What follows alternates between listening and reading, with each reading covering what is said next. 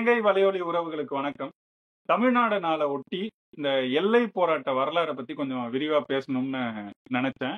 அப்ப இத எல்லை போராட்டமே பாத்தீங்கன்னா வடக்கெல்லை, தெற்கெல்லைன்னு பெரும்பாலும் பிரிச்சு தான் அதிகமா பேசப்படுது. வரலாறும் அப்படிதான் பதியப்பட்டிருக்கு. அதுல இன்னைக்கு குறிப்பா தெற்கெல்லை போராட்டம். ஏன்னா வடக்கெல்லையை பத்தி தான் நிறைய பேசியிருக்கிறாங்க. நிறைய நம்ம புத்தகங்களும் வந்திருக்கு எல்லாமே. தெற்கெல்லையில நடந்தது, அதுல பங்கெடுத்த சில தலைவர்களோட பெயர்கள் வரைக்கும் நமக்கு எல்லாருக்கும் தெரியப்பட்டிருந்தாலும், அந்த வரலாறு முழுமையா நிறைய பேருக்கு தெரியாததை நம்மளால பார்க்க முடியுது. அப்ப அதை பத்தி கொஞ்சம் விரிவா ஆழமா பேசலாம் அப்படிங்கிறது தான் இன்றைய நோக்கம். இதை பத்தி பேசுறதுக்கு நம்ம கூட குமரி கிழவனார் இணைஞ்சிருக்கிறாரு. வணக்கம் குமரி கிழவனார். வணக்கம் கார்த்திகை செல்வன். முதல்ல குமரி கிழவனார், அது அந்த பேரே கொஞ்சம் தனித்துவமாகவும் கொஞ்சம் வேறுபட்ட மாதிரி இருக்கு. அது அந்த பேர் என்ன, நீங்க யார், உங்க பின்புலம் என்ன, அதை கொஞ்சம் சுருக்கமா சொல்லிடுங்க. நான் குமரி மாவட்டத்துக்காரன். குமரி மாவட்டத்து கல்குளம் வட்டத்தை சார்ந்தவர். அப்போ முகநூல்ல ஒரு 10 வருடத்துக்கு மேல இயங்கிக்கிட்டு இருக்கிறேன். என்னோட உண்மையான பெயர்ல தான் 2019 வரைக்கும் இயங்கிக்கிட்டு இருந்தேன். அப்போ ஒரு கட்டத்துல தொடர்ந்து நம்ம பதிவுகள் நிறைய பேரை தொந்தரவுப்படுத்தும் போது பதிவுகள் ரிப்போர்ட் அடிக்கப்படுது. எத்தனையோ பக்கங்கள் தொடங்க அது காணாம போகும். அப்போ ஒரு கட்டத்துல முகநூலே வேண்டாம், அமைதியா போயிட்டே இருப்போம் அப்படின்னு இருக்கும்போது, ஒரு நம்ம பசங்க, நம்ம கூட இருக்கக்கூடிய தம்பிகள் அண்ணன் ஒரு ஐடி ஓபன் பண்ணுங்க அப்படின்னு சொல்லி ஓபன் பண்ணும்போது என்ன பெயர் வைக்கலாம் நிறைய சஜஷன் வரும்போது, நம்ம நண்பர், நான் 4-5 பெயர் எடுத்து கொடுக்குறேன். குமரி கிழவனாரும் அதுல இருக்கு, குமரி கிழவன் இருக்கு. கிழவன்னா உங்களுக்கு நிலத்திற்கு உடையோன், உரிமையாளன் அப்படிங்கிற மாதிரியான பெயர் வருது. அதாவது மூத்தோன், இந்த மாதிரி எல்லாம் பெயர் வருது. அதுல உடையோன், நிலத்திற்கு உடையோன் அப்படிங்கிற ஒரு அர்த்தம் இருக்கு. இப்போ குமரி கிழவன் நிறைய பேர் கொடுக்குறேன். அப்ப என்னோட மூத்தவர் ஒருத்தர் இருக்காரு, நம்மள வரலாற்று பாதையில வரலாற்றை வாசிக்கிறதுக்கு நமக்கு பழக்கம் படுத்தி விட்ட ஒரு வரலாற்று ஆய்வாளர். அவரு சொல்றாரு, தம்பி இந்த பேர் நல்லா இருக்கு, இது கிளிக் ஆகும், இதை வைங்க அப்படின்றாரு. அப்படிதான் இந்த குமரி கிழவன்னு பேர் வந்துச்சு. அதுக்கப்புறம் மெதுவா அது என்ன ஆகுது அப்படின்னா, அதை நான் நிறைய இடத்துல என்ன பண்றேன் அப்படின்னா, அதையே பதிவு பண்ண ஆரம்பிக்கிறேன். அதாவது என்னோட தொழில் சார்ந்து தவிர்த்து மற்ற இடங்கள்ல நான் எங்க பேச போனாலும், எங்க இது பண்ணாலும் அதை ஒரு அடையாளமா அப்படியே வந்துருது. அது கிளிக் ஆயிடுச்சு, நல்லபடியா போயிட்டு இருக்கு. அப்படிதான் குமரி கிழவனாருங்கிற பெயர். சிறப்பு. இப்ப உங்களை கூப்பிட்டு இந்த தெற்கெல்லையை பத்தி பேசணும்னு நான் நினைச்சதுக்கும் கூட ஒரு காரணம், இந்த பேர் ஒண்ணு பார்த்திருக்கிறோம். நானுமே கிட்டத்தட்ட ஒரு 6-7 ஆண்டுகளாவே உங்க கணக்கு, உங்க செய்திகள், நீங்க போடுற பதிவுகள் பார்த்திருக்கேன். பதிவுகள்ல நல்ல ஆழமான கருத்து, குறிப்பா முழுமையான ஒரு தமிழ் தேசியர்னு உங்க பதிவுகளை பார்க்கும்போது நம்மளால உணர முடியும். உரிமைகள் சார்ந்து, தமிழர் அரசியலை சார்ந்து நிறைய ஆழ்ந்த செய்திகளை பேசுறீங்க. குறிப்பா வரலாறு சார்ந்து நிறைய நீங்க பதிவு செய்யறத என்னால பார்க்கக்கூடியதா இருந்திருக்கு. அதுலயும் குறிப்பா இந்த எல்லை போராட்டம், குமரி, அது சார்ந்த அந்த வரலாறு, அதெல்லாம் நீங்க நிறைய பேசுனதை பார்த்திருக்கேன். அதனாலதான் இந்த நேர்காணல உங்களோட செய்யணும்னு விரும்பினேன். அதனால அதுக்கு ஒத்துக்கிட்டே இன்னைக்கு வந்ததுக்கு மகிழ்ச்சி, நன்றி. இப்ப இந்த போராட்டம், தெற்கெல்லை போராட்டமே எடுத்துக்கோமே. இது மொத்தமாவே இந்த எல்லை போராட்டம் எப்படி தொடங்குது? அது வடக்குல தொடங்குச்சா, தெற்குல தொடங்குச்சா? அது தொடக்க நிலை என்ன? எப்படி அது ஒரு போராட்டமா வடிவமைக்குது? இந்த எல்லை போராட்டம் அப்படிங்கிறது எப்படி தொடங்குது, எங்க இருந்து, இதுக்கான தேவை எங்க இருந்து வருது அப்படின்னு கேட்டீங்கன்னா, 2 இடத்துக்கும் 2 வெவ்வேறான காரணிகள். தொடங்கப்பட்ட காரணம் இப்ப வடக்கெல்லையை பொறுத்த வரைக்கும் 1911ஆம் ஆண்டு என்ன பண்றாங்கன்னா, சித்தூர் மாவட்டத்தை நிர்வாகத்திற்காக என்ன பண்றான், மறுசீரமைப்பு பண்றான்.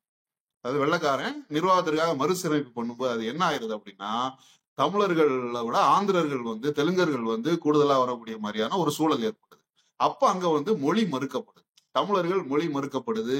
தமிழர்கள் என்னவா இருக்கிறாங்க அப்படின்னா, தமிழர்களே தங்களை தமிழர்கள் உணராத கட்டத்துக்கு போகக்கூடிய கண்டிஷனுக்கு போறாங்க. அதுதான் வடவெல்லை போராட்டத்திற்கான இந்த 1911 என்ன நடக்குதுன்னா, இந்த மறுசீரமைப்பு தான் அதுக்கான விதை.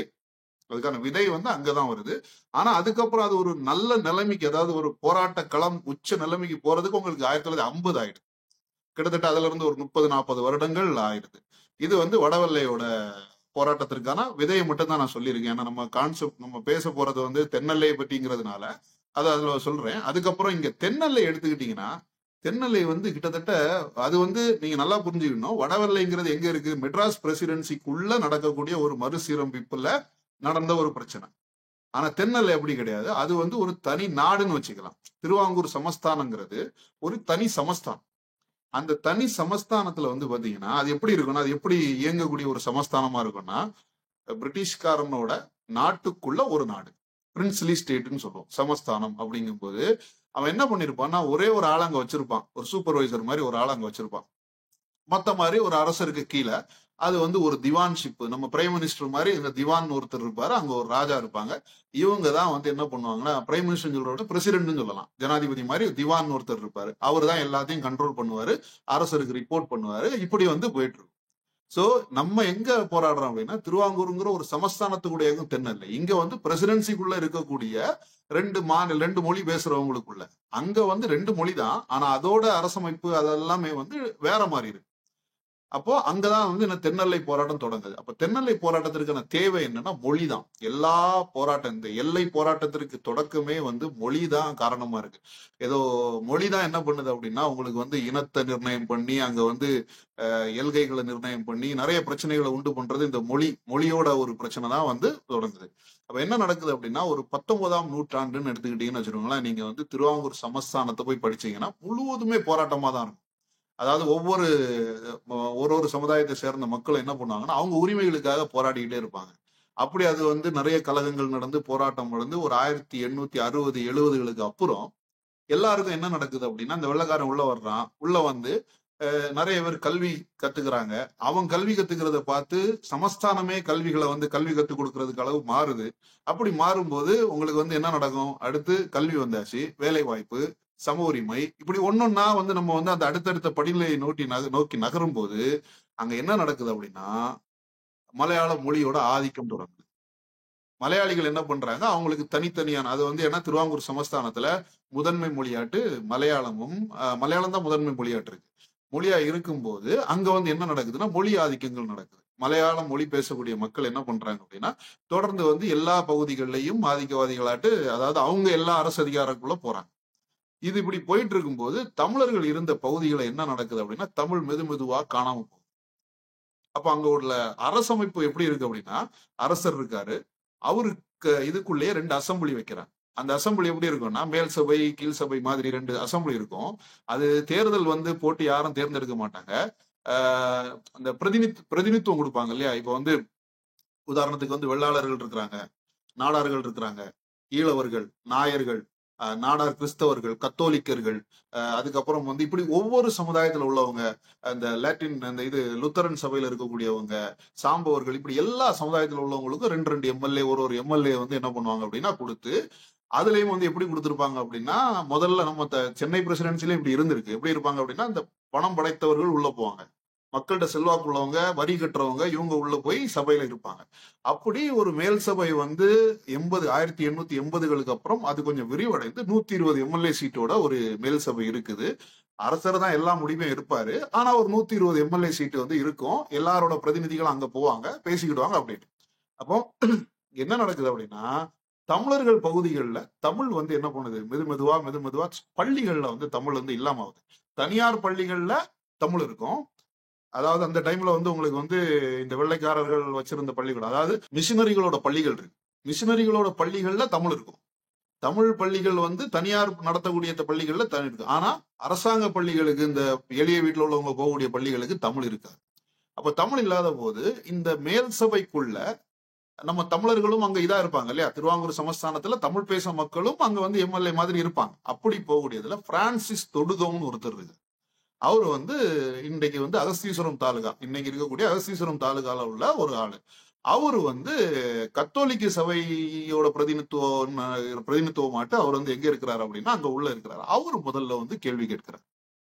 அவர் என்ன கேள்வி கேட்கிறாருன்னா, நான் ஒரு தமிழ் எம்எல்ஏ, எனக்கு வந்து எங்க ஊர்ல வந்து தமிழ் பேச முடியல, தமிழ் படிக்க முடியல அப்படிங்கிற முதல் பிரச்சனை 1910 வந்து அங்க வந்து பேசப்படுது. தமிழர்கள் ஒடுக்கப்படுறாங்க, தமிழர்களுக்கு மொழி இல்லை அப்படின்னு பேசப்படுது.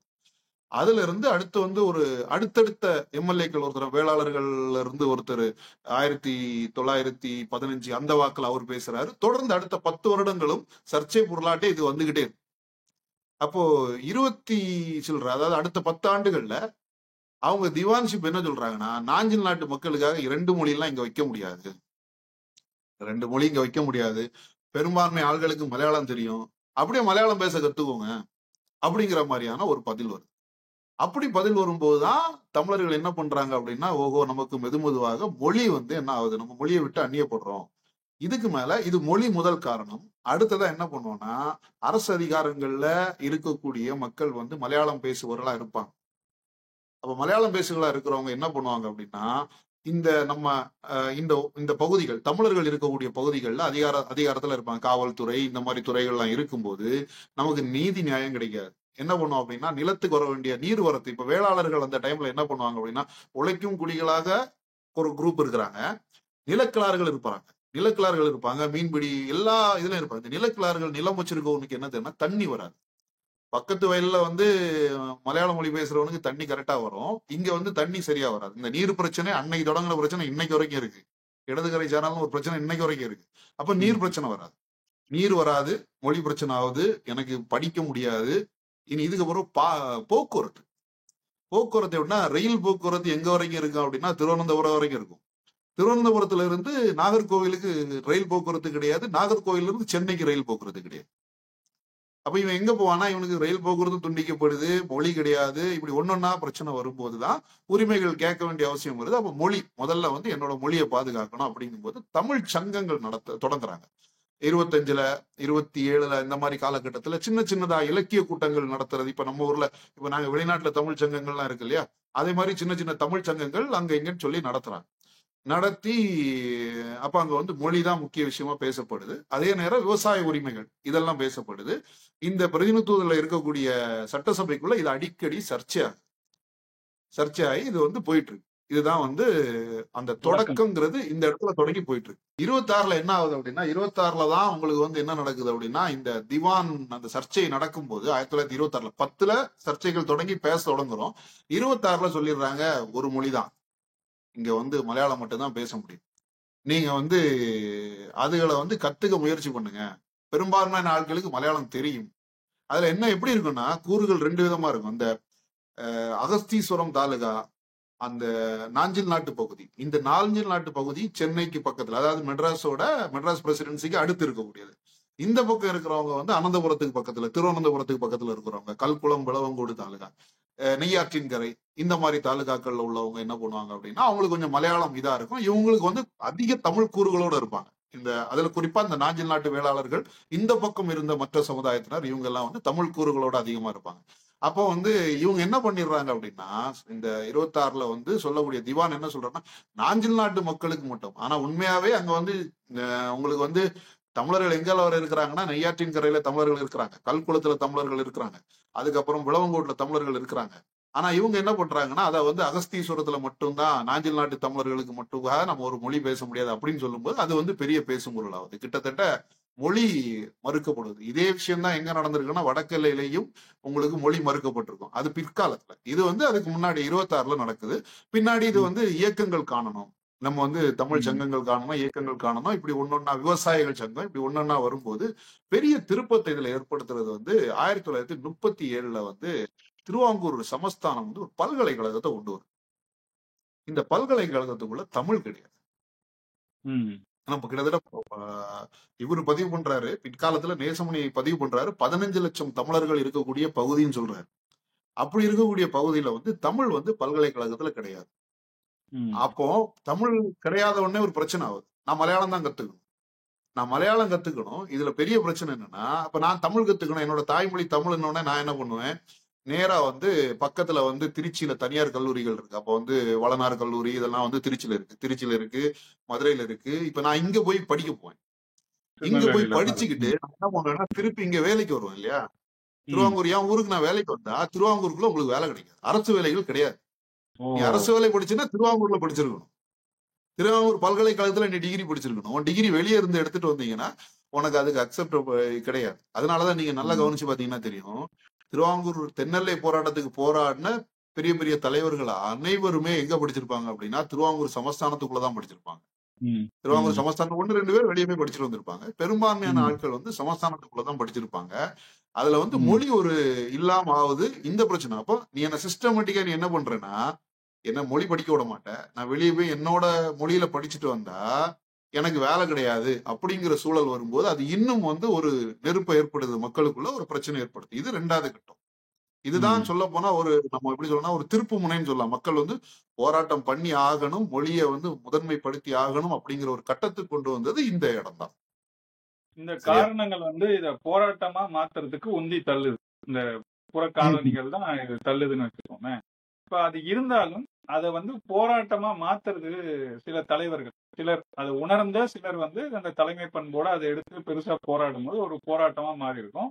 அதுதான் ஒரு கட்டத்துல பெரிய போராட்டமா, ஒரு இயக்கமா, ஒரு தெற்கெல்லை போராட்டம் அப்படின்ற ஒரு வடிவத்த அடைஞ்சிரும். அதுக்கு தொடக்க காலத்துல இருந்து எந்தெந்த தலைவர்கள்லாம் அதுல தலையிட்டு அது ஒரு பெரிய போராட்டமா மாறும். 37ல கல்லூரி வருது.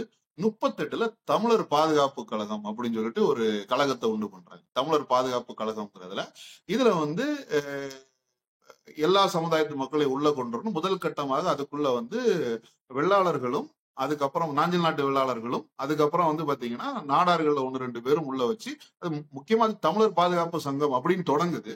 தொடங்கி அடுத்த கட்டமாட்டி இது என்ன பண்ணுதுன்னா, நாஞ்சில் நாட்டு விவசாய சங்கம் அப்படிங்கிற மாதிரி உருவாகுது. அப்ப இவங்க வந்து இந்த பொங்கல் கொண்டாடணும், நம்ம தமிழர் விழாக்களை முன்னிலைப்படுத்தணும், இந்த மாதிரியான விஷயங்கள்ல தான் போயிட்டு இருக்கு. இது வந்து 38ல இது தொடங்குது, ஒரு இயக்கமா கட்ட ஆரம்பிக்கலாம்னு தொடங்குது. 39ல என்ன ஆகுது அப்படின்னு கேட்டீங்கன்னா, உங்களுக்கு வந்து 39 டு 45 வந்து இரண்டாம் உலகப் போர். இரண்டாம் உலகப் போர் வந்து திருவாங்கூர் சமஸ்தானத்தை நிறைய விதத்துல பாதிச்சிருக்கு. நிறைய விதத்துல பாதிச்சிருக்கனால அந்த ஒரு ஒரு 5, 6 வருஷம் என்ன நடக்கும்னா ஒரு ஒரு மந்த நிலை இருக்கும். இந்த போராட்டங்கள், அரசியல் பட்ட போராட்டங்கள்ல மந்த நிலை இருக்கும். ஆனா அங்க இன்னொரு விஷயம் அங்க நடந்துருச்சு. அது ஒரு ஜாதி அணிதிரட்டல்கள் நடக்கும். ஜாதி அணிதிரட்டல்கள் எப்படி நடந்திருக்கும்னா, நாடார்கள் வந்து அவங்கள சேர்த்துப்பாங்க ஒரு பக்கம். ஒரு பக்கம் வெள்ளாளர்கள் வந்து சங்கத்தை கட்டுவாங்க. இப்படி வந்து அவங்களோட உரிமைகளுக்காக, ஏன்னா அப்ப வந்து என்னன்னா ரெப்ரசன்டேஷன் தானே, தேர்தல் கிடையாது இல்லையா? நீங்க சங்கம் வலிமை ஆக ஆக உங்களுக்கு ரெப்ரசன்டேஷன் கூடும். அப்ப அவன் என்ன பண்ணுவான் அப்படின்னா, இந்த சாதி சங்கங்கள் வந்து ஒன்னொன்னா உருவாக்குது.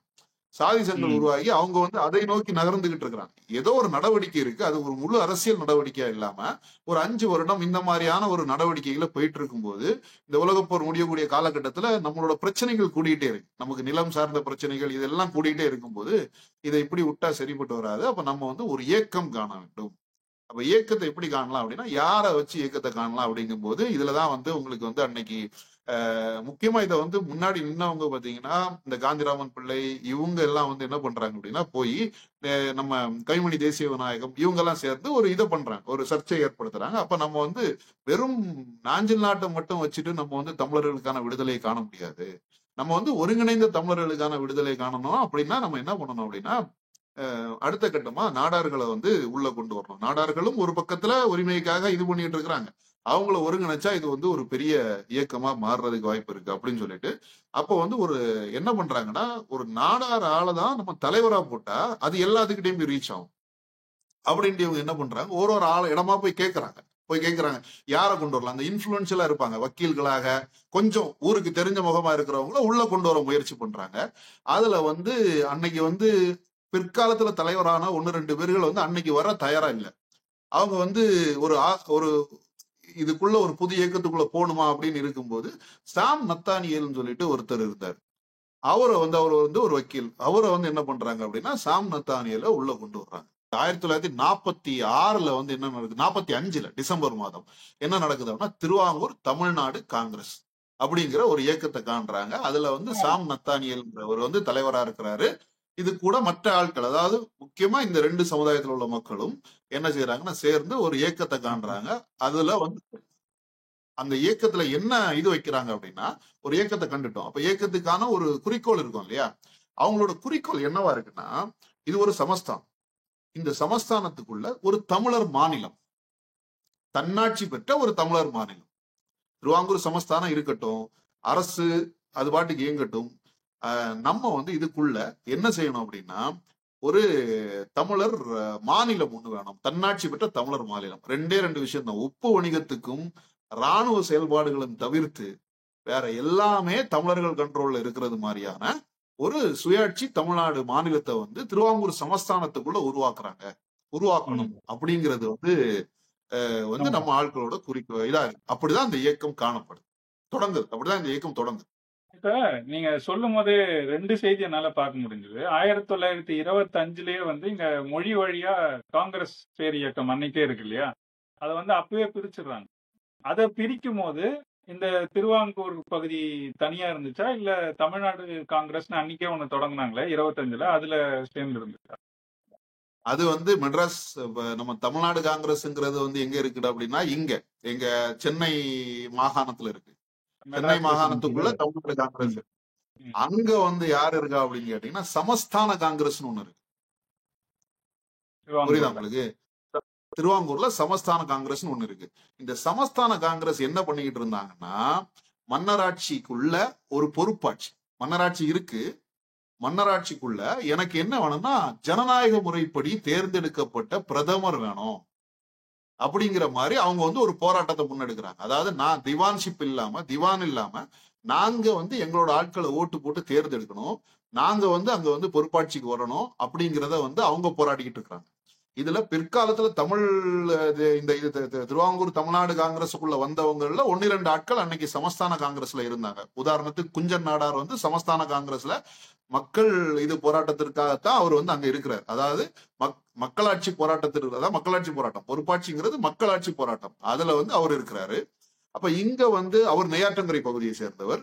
இங்க வந்து இந்த மக்கள் திருவாங்கூர் தமிழ்நாடு காங்கிரஸ் இது வந்து ஒரு தனித்த இயக்கம். ஆனா இவங்களும் எப்படி இருப்பாங்க அப்படின்னா திருவாங்கூர்ல இருக்கிற தமிழ்நாடு காங்கிரஸ், ஆனா அதுவும் வந்து ஒரு காங்கிரஸ் தொடர்புல தான் இருப்பாங்க. காங்கிரஸ் கீழே வருவாங்கன்னு சொல்ல முடியாது, தமிழ்நாடு காங்கிரஸ் கீழே வருவாங்கன்னு சொல்ல முடியாது, சமஸ்தான காங்கிரஸ் கூடயும் சில இடங்கள்ல அவங்க ஒத்து போவாங்க. ஆனா அவங்களோட குறிக்கோள் என்னவா இருந்துச்சுன்னா திருவாங்கூருக்குள்ள ஒரு தமிழ் மாநிலம்.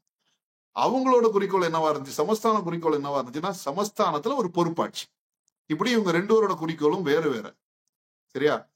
அதுல எங்க வந்து பிரச்சனைகளா மாறுது அப்படின்னு கேட்டீங்கன்னா அவங்களோட குறிக்கோள் என்னவா இருக்குன்னா கிரேட்டர் கேரளா அப்படிங்கிற ஒரு குறிக்கோள் உள்ள வர்றாங்க. இது முதல்ல பொறுப்பாட்சி குறிக்கோள்ல வர்றாங்க. இந்த பொறுப்பாட்சி விஷயம் எப்படி வருது அப்படின்னு கேட்டீங்கன்னா திருவாங்கூர் சமஸ்தானத்துக்குள்ள மக்களாட்சி அது எல்லாருக்கும் தேவையான விஷயம் தான். ஆனா அங்கேயும் தமிழர்களுக்கான தமிழர்கள் வந்து ஒடுக்கப்படுவாங்கிறத நம்ம ஆட்கள் முதல்ல என்ன பண்றாங்க, அதை வந்து உணர்ந்து கொள்றாங்க. உணர்ந்து கொண்டு அவங்க இப்படி ஒரு இயக்கத்தை கட்டுறாங்க. இதுதான் வந்து அந்த இயக்கங்கள் கட்டப்பட்டது. சரியா? இதுக்கப்புறம் இந்த 30கள்ல இங்க வந்து தேர்தலே வச்சு அரசெல்லாம் அமையுது. நீங்க 21ல நீதி கட்சி வந்திருந்தாலும் அப்ப காங்கிரஸ் போட்டியிடாதனால அவங்க வந்துட்டாங்கன்னு வச்சுக்கோங்களேன். ஆனா 37ல வந்து தேர்தலே வருது, போட்டியே வருது, அதுல காங்கிரஸ் வெல்லுது. அப்போ திருவாங்கூர்ல அந்த தேர்தல் நடக்கலையா? 37 தேர்தல். திருவாங்கூர்ல முதல் தேர்தல் நடக்கிறது 1948. அதுதான்.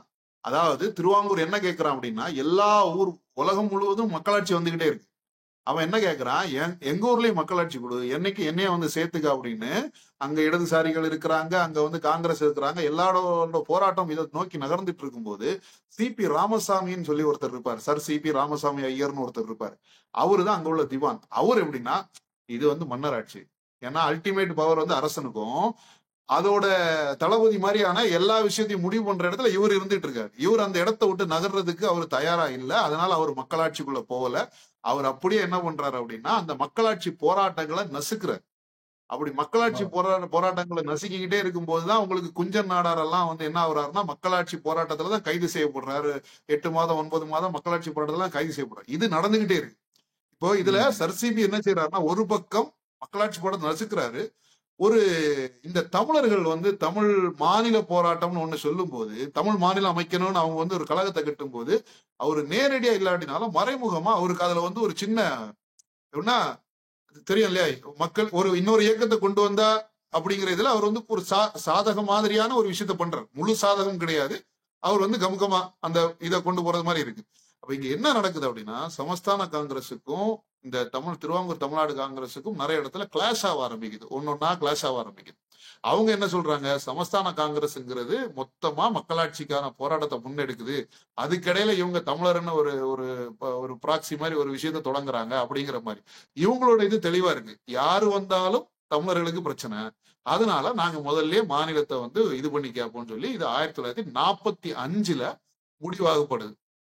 முடிவாகி ஒரு இயக்கமா தொடங்கியாச்சு.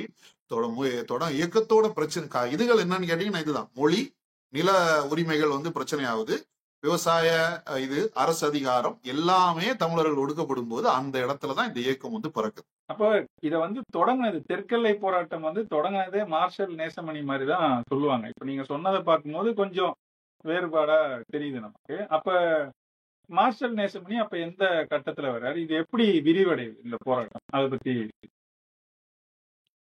மார்ஷல் நேசமணி வந்து அவர் வந்து ஒரு வழக்கறிஞர். வழக்கறிஞர்னா ரொம்ப இன்ஃப்ளூயன்ஷியலான வழக்கறிஞர்.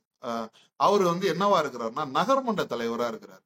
அவர் எங்க இருக்கிறாரு அப்படின்னா அவர் வந்து எஸ்யூசி, அந்த கிறிஸ்தவர்கள் சவுத் இந்தியன் தென்னிந்திய திருச்சபை இருக்கு இல்லையா, அதாவது சிஎஸ்ஏன்னு இன்னைக்கு சொல்றோம் இல்லையா, அதுக்கு அன்னைக்கு எஸ்யூசின்னு ஒரு பேர் இருந்துச்சு.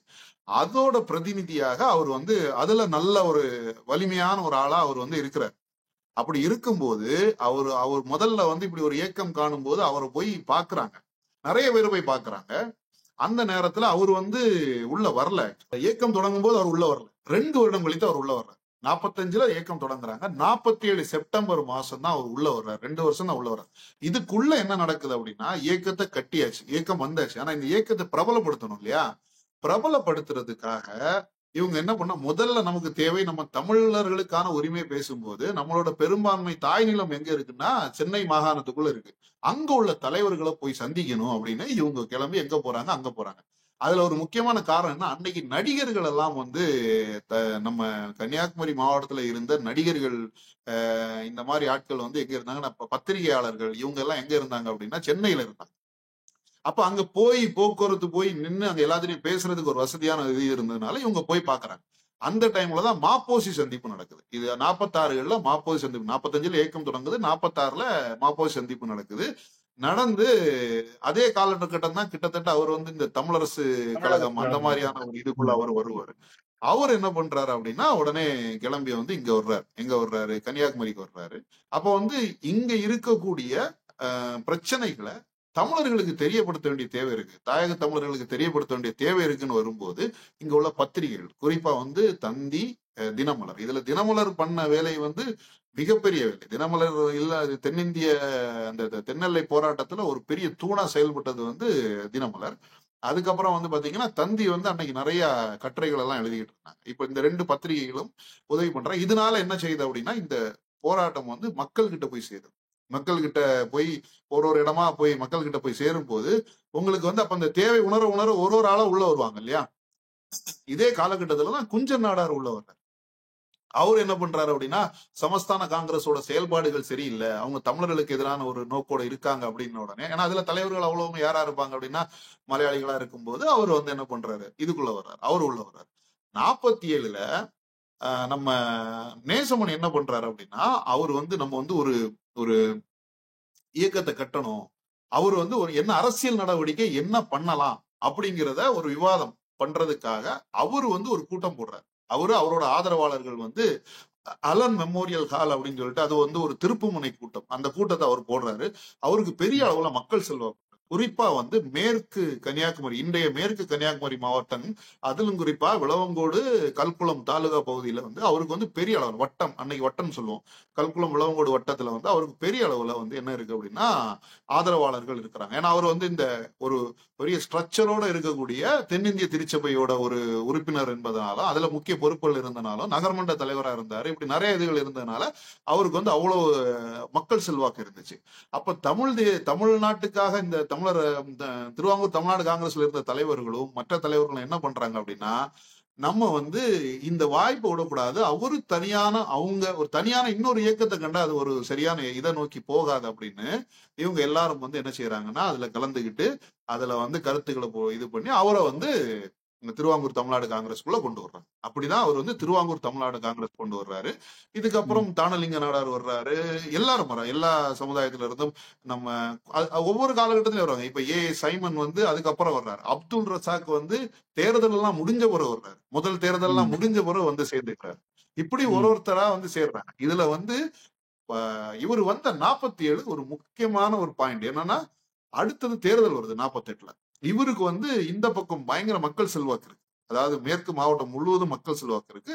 அது வந்து திருவாங்கூர் தமிழ்நாடு காங்கிரஸ் இன்னொரு பெரிய உயரத்துக்கு கொண்டு போகுது. தமிழர்களுக்கான ஒற்றை கட்சியா அது மாறுறதுக்கு காரணமா இருந்தது அவரோட உள் வருகை தான் காரணமாகும். அப்பவும் அவர் தலைவர், அவர் தொடங்கின போராட்டம் கிடையாது, அவர் தலைவராக இருந்த போராட்டம் கிடையாது, அவர் வந்தது ஒரு பெரிய மாற்றத்தை ஏற்படுத்துறது. ஒரு மக்கள் தலைவரா, பெரிய புகழ்பெற்ற வழக்கறிஞரா, மக்கள் செல்வாக்கோட இருக்கிறாரு. ஒரு கட்டத்துல அவரும் உள்ள வர்றதுனால போராட்டம் இன்னும் விரிவடையும், பெரிய அளவுக்கு போய் சேரும் அப்படி சொல்லலாம். இதுல வந்து இந்த போராட்டம் இது ஒரு டேர்னிங் பாயிண்ட். நான் முதல்ல சொன்ன மாதிரி இதுக்கு ஒரு இடத்துல ஒரு பாயிண்ட் இருக்கு. பல்கலைக்கழகம் ஒரு டேர்னிங் பாயிண்ட், கட்சி கட்டுற 45 ஒரு டேர்னிங் பாயிண்ட், 47 இவர் உள்ள வர்றது ஒரு டேர்னிங் பாயிண்ட், 48 ஒரு பெரிய இது டேர்னிங் பாயிண்ட். 48 என்ன நடக்குது அப்படின்னா உங்களுக்கு கேட்டீங்கன்னா, திருவாங்கூர் தமிழ்நாடு காங்கிரஸ் வந்து பரவுது, எல்லா இடத்துலயும் பரவுது. திருவாங்கூர் தமிழ்நாடு காங்கிரஸ் பரவும் போது அங்க வந்து தேர்தல் வருது. 1948 தேர்தல் வருது. இந்த தேர்தல் என்ன தேர்தல் அப்படின்னா, முதல்ல மக்களாட்சி தேர்தல். திருவாங்கூர் சமஸ்தானம் இனிமேல் ஓகே மக்களை ஒண்ணும் செய்ய முடியாது, அவங்களுக்கு வந்து வாக்குரிமை கொடுக்கணும்னு சொல்லி தேர்தல் வந்து முதல் தேர்தல் நடக்குது. இந்த முதல் தேர்தல்ல உள்ள நேசமணி வந்துட்டாரு. திருவாங்கூர் தமிழ்நாடு காங்கிரஸ் வளர்ந்துட்டு அவங்க வந்து நேரடியா வந்து போட்டி போடுறாங்க. 18 இடங்கள்ல தமிழர்கள் வந்து போய் தேர்தல் நிக்கிறாங்க. திருவாங்கூர் தமிழ்நாடு காங்கிரஸ் வந்து 18 இடங்கள்ல ஆட்களை விடுது. அதுல வந்து 14 இடங்கள்ல ஜெயிக்கிறாங்க. அப்ப மக்கள் வந்தோட முதன்மையான தேர்வு என்னவா இருக்காங்க அப்படின்னா, நம்ம தமிழர்களுக்கு வந்து தமிழ் கட்சி இதுதான், திருவாங்கூர் தமிழ்நாடு காங்கிரஸ் தான் தமிழர்களோட கட்சிங்கிற இதாவது. அதுல எல்லா சமுதாயத்துல உள்ளவங்க இருக்கிறாங்க, எல்லா சமுதாயத்துல உள்ளவங்க இருக்கிறாங்க. வெறும் நாடார்களும் வெள்ளாளர்களும் மட்டும் கிடையாது. எல்லா சமுதாயத்துல இருக்கக்கூடிய தமிழர் பகுதியில இருந்த ஆட்களும் நான் கிட்டத்தட்ட 14 பேர் ஜெயிக்கிறாங்க. பிற்காலத்துல என்ன நடக்குதுன்னா, முஸ்லீம் லீக்ல இருந்த அப்துல் ரசாக்னு ஒருத்தர் இருப்பார், ஏ அப்துல் ரசாக், அவரும் அப்புறம் வந்து செங்கோட்டை பகுதியில இருந்த கரையாளர்னு ஒருத்தர், இப்படி அவங்களும் வந்து சேர்ந்து அது என்னவா மாறிடுதுன்னா 16 எண்ணிக்கையில மாறி 16 பேர் வந்து ஜெயிச்சு 1948 18க்கு 16 தமிழ் உறுப்பினர்கள் இப்படி உள்ள போகும்போது இன்னும் ஒரு பெரிய உத்வேகத்தை எடுத்து இது நடக்குது. இப்ப இங்கதான் உண்மையான ஆபத்தை இவங்க உணர்ந்து கொள்றாங்க. ஏன்னா தமிழர்கள் பகுதியில இது பண்ணுது. இதுல இன்னொரு விஷயம் என்னன்னா, திருவாங்கூர் தமிழ்நாடு காங்கிரஸ், நான் அதான் சொல்ல வந்தேன், இந்த 48 திருவாங்கூர் தமிழ்நாடு காங்கிரஸ் வந்து தமிழர்கள் மத்தியில சமஸ்தான காங்கிரஸோட ஒரு பெரிய வலிமையில இருக்கு அப்படிங்கிறத மலையாளிகள் உணர்ந்து கொள்றாங்க. அவங்க என்ன பண்றாங்கன்னா, அன்னைக்கு இருந்த காவல்துறை கூட வந்து, அதுலயும் காவல்துறையில இருக்கிறவங்களும் மலையாளி தானே இருந்திருப்பாங்க, அவங்க கூட ஒரு பெரிய ஒரு கூட்டணியை போட்டுக்கிட்டு தமிழர்கள் எங்கெல்லாம் பிரச்சாரம் பண்றாங்களோ அங்கெல்லாம் இது பண்றது, அவங்கள வந்து தடுக்கிறது, இப்படி நடந்து முதல் துப்பாக்கி சூடு 1948 தேர்தலுக்கு முன்னாடி நடக்குது. என்ன பண்றாங்க, 2 பேரும் சுட்டு கொன்றாங்க. ரிசர்வ் போலீஸ் படை, அதாவது திருவாங்கூர் சமஸ்தானத்தோட போலீஸ் படை என்ன பண்ணுதுன்னா 2 பேரை வந்து சுட்டுக் கொள்றாங்க. இதுதான் வந்து 1948 முதல்ல நம்ம இந்த எல்லை போராட்டத்திற்காக போன உயிர்கள், 2 உயிர்கள் வந்து பதிவு செய்யப்படுது. இதுல இருந்து உங்களுக்கு இன்னும் அடுத்து தேர்தலில் ஜெயிக்கிறோம், இது நடக்குது. அடுத்தது தேர்தலில் ஜெயிக்கிறோம். 48 வந்து என்ன நடக்குது அப்படின்னா, தேர்தல் நடக்குது. இப்போ எங்க இருக்கு அப்படின்னா, திருவாங்கூர் சமஸ்தானத்துக்குள்ள 16 எம்எல்ஏக்கள் கொண்ட திருவாங்கூர் தமிழ்நாடு காங்கிரஸ் இப்படி ஒரு இதுல இருக்கு. அந்த பக்கம் சமஸ்தான காங்கிரஸ்.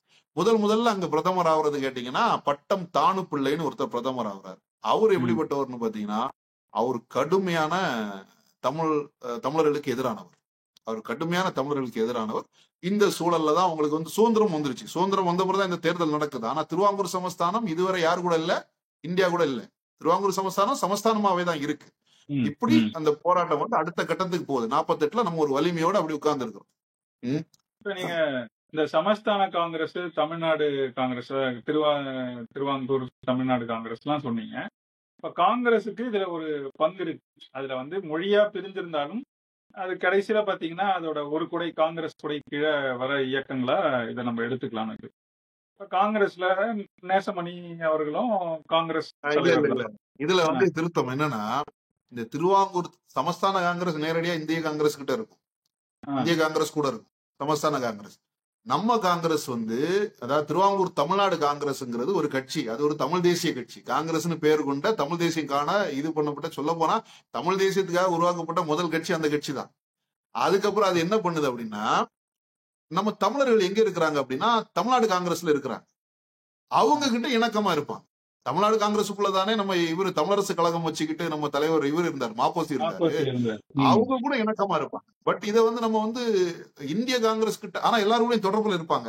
எல்லாரும் கூட எப்படின்னா, ஏன்னா 48 தான் உங்களுக்கு வந்து 16 எம்எல்ஏ ஜெயிச்சுட்டாங்கல்ல, அப்ப வந்து இந்தியா வரைக்கும் அவங்களுக்கு தெரியுமே, எல்லாரும் கூட தொடர்புல இருப்பாங்க. ஆனா அது வந்து ஒரு இண்டிவிஜுவல், ஒரு தனியான கட்சி. இந்த காங்கிரஸ் அந்த கொடைக்குள்ள இவங்களை கொண்டு வர முடியாது. பிற்காலத்துல சேர்ந்தாங்க, ஆனா கொண்டு வர முடியாது. நீங்க ஏற்கனவே சொல்லும் போது சொன்னீங்க, இப்ப காங்கிரஸ்க்கு இப்படிதான் இதுல பங்கு இருக்கு, இது நேரடியா காங்கிரஸ் இல்ல, தனி அமைப்பா இருந்தாலும் ஏதோ ஒரு வகையில காங்கிரஸோட சேர்ந்திருக்கு. காங்கிரஸுக்கு ஓரளவுல அதுல பங்கு இருக்குன்னு பார்க்கிறோம். ஆனா நீங்க ஏற்கனவே சொன்னது போல அப்ப இடதுசாரிகள் கம்யூனிஸ்டுகளும் அங்க கொஞ்சம் வலுவா தான் இருக்கிறாங்க அந்த பகுதிகள்ல. அவங்க இதுல பங்கெடுத்தாங்களா? அவங்களோட பங்கு என்ன இந்த எல்லை போராட்டம்? இதுல வந்து நம்ம பொதுவுடைமை கட்சியோட பங்கு என்னன்னு கேட்டீங்கன்னா, ஜீவானந்தம் வந்து நம்ம எப்படி நேசமணி இந்த மார்ஷல் நேசமணியை நம்ம சொல்றோம், எப்படி மார்ஷல் நேசமணி சொல்றோம், எப்படி மாப்போசி சொல்றோம், அப்படி நம்ம சொல்லப்பட வேண்டிய ஒரு தலைவர் தான் வந்து கேட்டீங்கன்னா ஜீவானந்தம். ஜீவானந்தம் வந்து ரொம்ப தீவிரமா அவர் வந்து இதுல எல்லா போராட்டங்களையும் அவர் இருப்பாரு. அவர் பொதுவுடைமை கட்சி சார்பா இருப்பாரு. பொதுவுடைமை கட்சி சார்பாக அவரோட போராட்டங்கள் எல்லாம் இருக்கும். நிறைய இடங்கள்ல அவர் வந்து நீங்க அதனாலதான் இப்ப நான் நேத்து ஒரு காணொலி போட்டிருந்தேன். தமிழ்நாட்டு நாயகர்கள் அப்படின்னு போட்ட காணொலியில முதல்ல அவரோட படம் தான் நான் வச்சிருப்பேன். ஏன்னா அவர் வந்து அன்னைக்கு 54 போராட்டத்திலயும் இருந்தாரு. எல்லா தேர்தல் அரசியலுக்குள்ள அவர் இல்லாம இருந்தாரு அன்னைக்கு. ஆனா 54 போராட்டத்துல அவரு தனியா போராடி இருக்காரு. இவங்க கூட வந்து அவர் வந்து பொதுவுடைமை கட்சி வந்து அன்னைக்கு இதுதான், அதாவது தமிழர்கள் விடுதலை தமிழ்நாடு கூட சேர்றதுக்காக அவர் வந்து போராடிக்கிட்டு தான் இருந்தார். அது அவரோட பங்கு ஒரு பெரிய பங்கு. அதான் கம்யூனிஸ்டுகள் மொத்தமா அவரோட பங்கு இருக்குன்னு நம்மளும் இந்த வரலாறு தெற்கெல்லை பத்தி முக்கியமா படிக்கும்போது தெரியுது. கம்யூனிஸ்டுகள் மொத்தமா அவங்களோட பங்களிப்பு இல்ல அதுல வந்து அங்க வந்து சமஸ்தானத்தை பொறுத்த வரைக்கும் அவங்களோட போராட்டம் வந்து எப்படி இருக்கும் அப்படின்னா, அவங்க வந்து இந்த நிலவரம்பு போராட்டத்துக்குள்ள அந்த சமஸ்தான காங்கிரஸ் மாதிரியான போராட்டத்துல அவங்க வந்து பெருசா இது பண்ணல. ஆனா நம்பூதிரிப்பாடு வந்து நிறைய இடங்கள்ல வந்து நியாயமா நடுநிலையான வார்த்தைகள் எல்லாம் பேசியிருக்காரு. ஆனா அவங்க வந்து இதுக்குள்ள வந்து இந்த எல்லை போராட்டத்துக்குள்ள வந்து அங்க உள்ள கம்யூனிஸ்டுகளோட பங்கு வந்து பெருசா நம்ம எங்கேயும் பேச முடியாது. சமஸ்தான காங்கிரஸ் தான் அவங்களோட இதாதான் இருந்திருக்கு. இந்த பக்கம் வந்து இவரு வந்து தமிழ் உணர்வு கொள்ளவதனால இவருக்கு முழுவதுமாக தமிழர்களுக்காக வந்து பேசிட்டு இருந்திருக்காரு. இதோட அடுத்த கட்டம் என்னன்னு கேட்டீங்கன்னா, இதோட ட்விஸ்ட் எங்க நடக்கும் அப்படின்னா, 48ல இப்படி மக்களவை உள்ள போயிட்டான் இல்லையா, உள்ள போகும்போது சர்ச்சை நடந்துகிட்டே இருக்கும் இல்லையா, மாறி மாறி சர்ச்சை நடக்கும். தமிழர்கள் இடத்துக்கு தண்ணி வரல, தமிழ் இடத்துல நிலம் வரல, அது வரல, இது வரல. நம்ம இந்த 18 பேரும் 16 பேரும் போர்ஸா உரிமையா பேசிட்டு இருக்கும் போதுதான் உங்களுக்கு வந்து இங்க இன்னொரு பிரச்சனை வருது. இந்தியா வந்து ஒரு பக்கம் வந்து இந்தியா என்ன பண்ணுதுன்னா, இந்த சின்ன சின்ன சமஸ்தானங்களை வந்து உள்ள கொண்டு வரதுக்கு முயற்சி பண்ணிட்டு இருக்கு. வல்லபாய் பட்டேல் தலைமையில உங்களுக்கு உள்ள கொண்டு வரதுக்கு முயற்சி பண்ணிட்டு இருக்கு. அப்ப இது வந்து ஒரு தனி தேசியமா இருக்கு, தனி தேசமா இருக்கும் போது இதை உள்ள கொண்டு வரணும் அப்படிங்கிறதுக்காக அங்க ஒரு விஷயம் நடக்குது. திருக்கொச்சி மாநிலம் சொல்லி ஒண்ணு உருவாக்குறாங்க. அதாவது முதல்ல என்ன பண்ணுதுன்னா, கொச்சியும் தனி சமஸ்தானம், கொச்சின்ங்கிறது ஒரு தனி சமஸ்தானம். அவன் என்ன பண்ணிட்டான், நான் வந்து உங்க கூட சேர்ந்துடுறேன், அதாவது இந்தியா கூட சேர்ந்துடுறேன்னு சொல்லி அவன் வந்து சேர்ந்துட்டான். அவன் வந்து கொச்சினை பொறுத்த வரைக்கும் ரொம்ப வலிமை இல்லாத ஒரு இதா இருந்துச்சு. அதனால அவன் சேர முயற்சி பண்ணிட்டான். இவங்க பொறுப்பாட்சிக்குள்ள இங்க இருந்து பிறகு வந்து மலையாளிகள் இந்த சமஸ்தான காங்கிரஸ் வந்து அழுத்தம் கொடுத்து அது என்னவா மாறுது அப்படின்னா, திருவாங்கூர் சமஸ்தானம் வந்து நம்ம இந்தியா கூட சேர்ந்துருவோம். ஆனா அது எப்படி ஒரு ஸ்டேட்டா ஃபார்ம் ஆகும்போது திருக்கொச்சி சமஸ்தானம் திருக்கொச்சி மாநிலம் அப்படிங்கிற ஒரு மாநிலம் உருவாகுது. இந்த மாநிலம் உருவாகிறது ஒரு முக்கியமான ஒரு பாயிண்ட். இந்த மாநிலம் உருவாகக்கூடிய நேரத்துலதான் ஒரு முக்கியமான ஒரு விஷயம் அங்க பேச்சுக்கு வருது.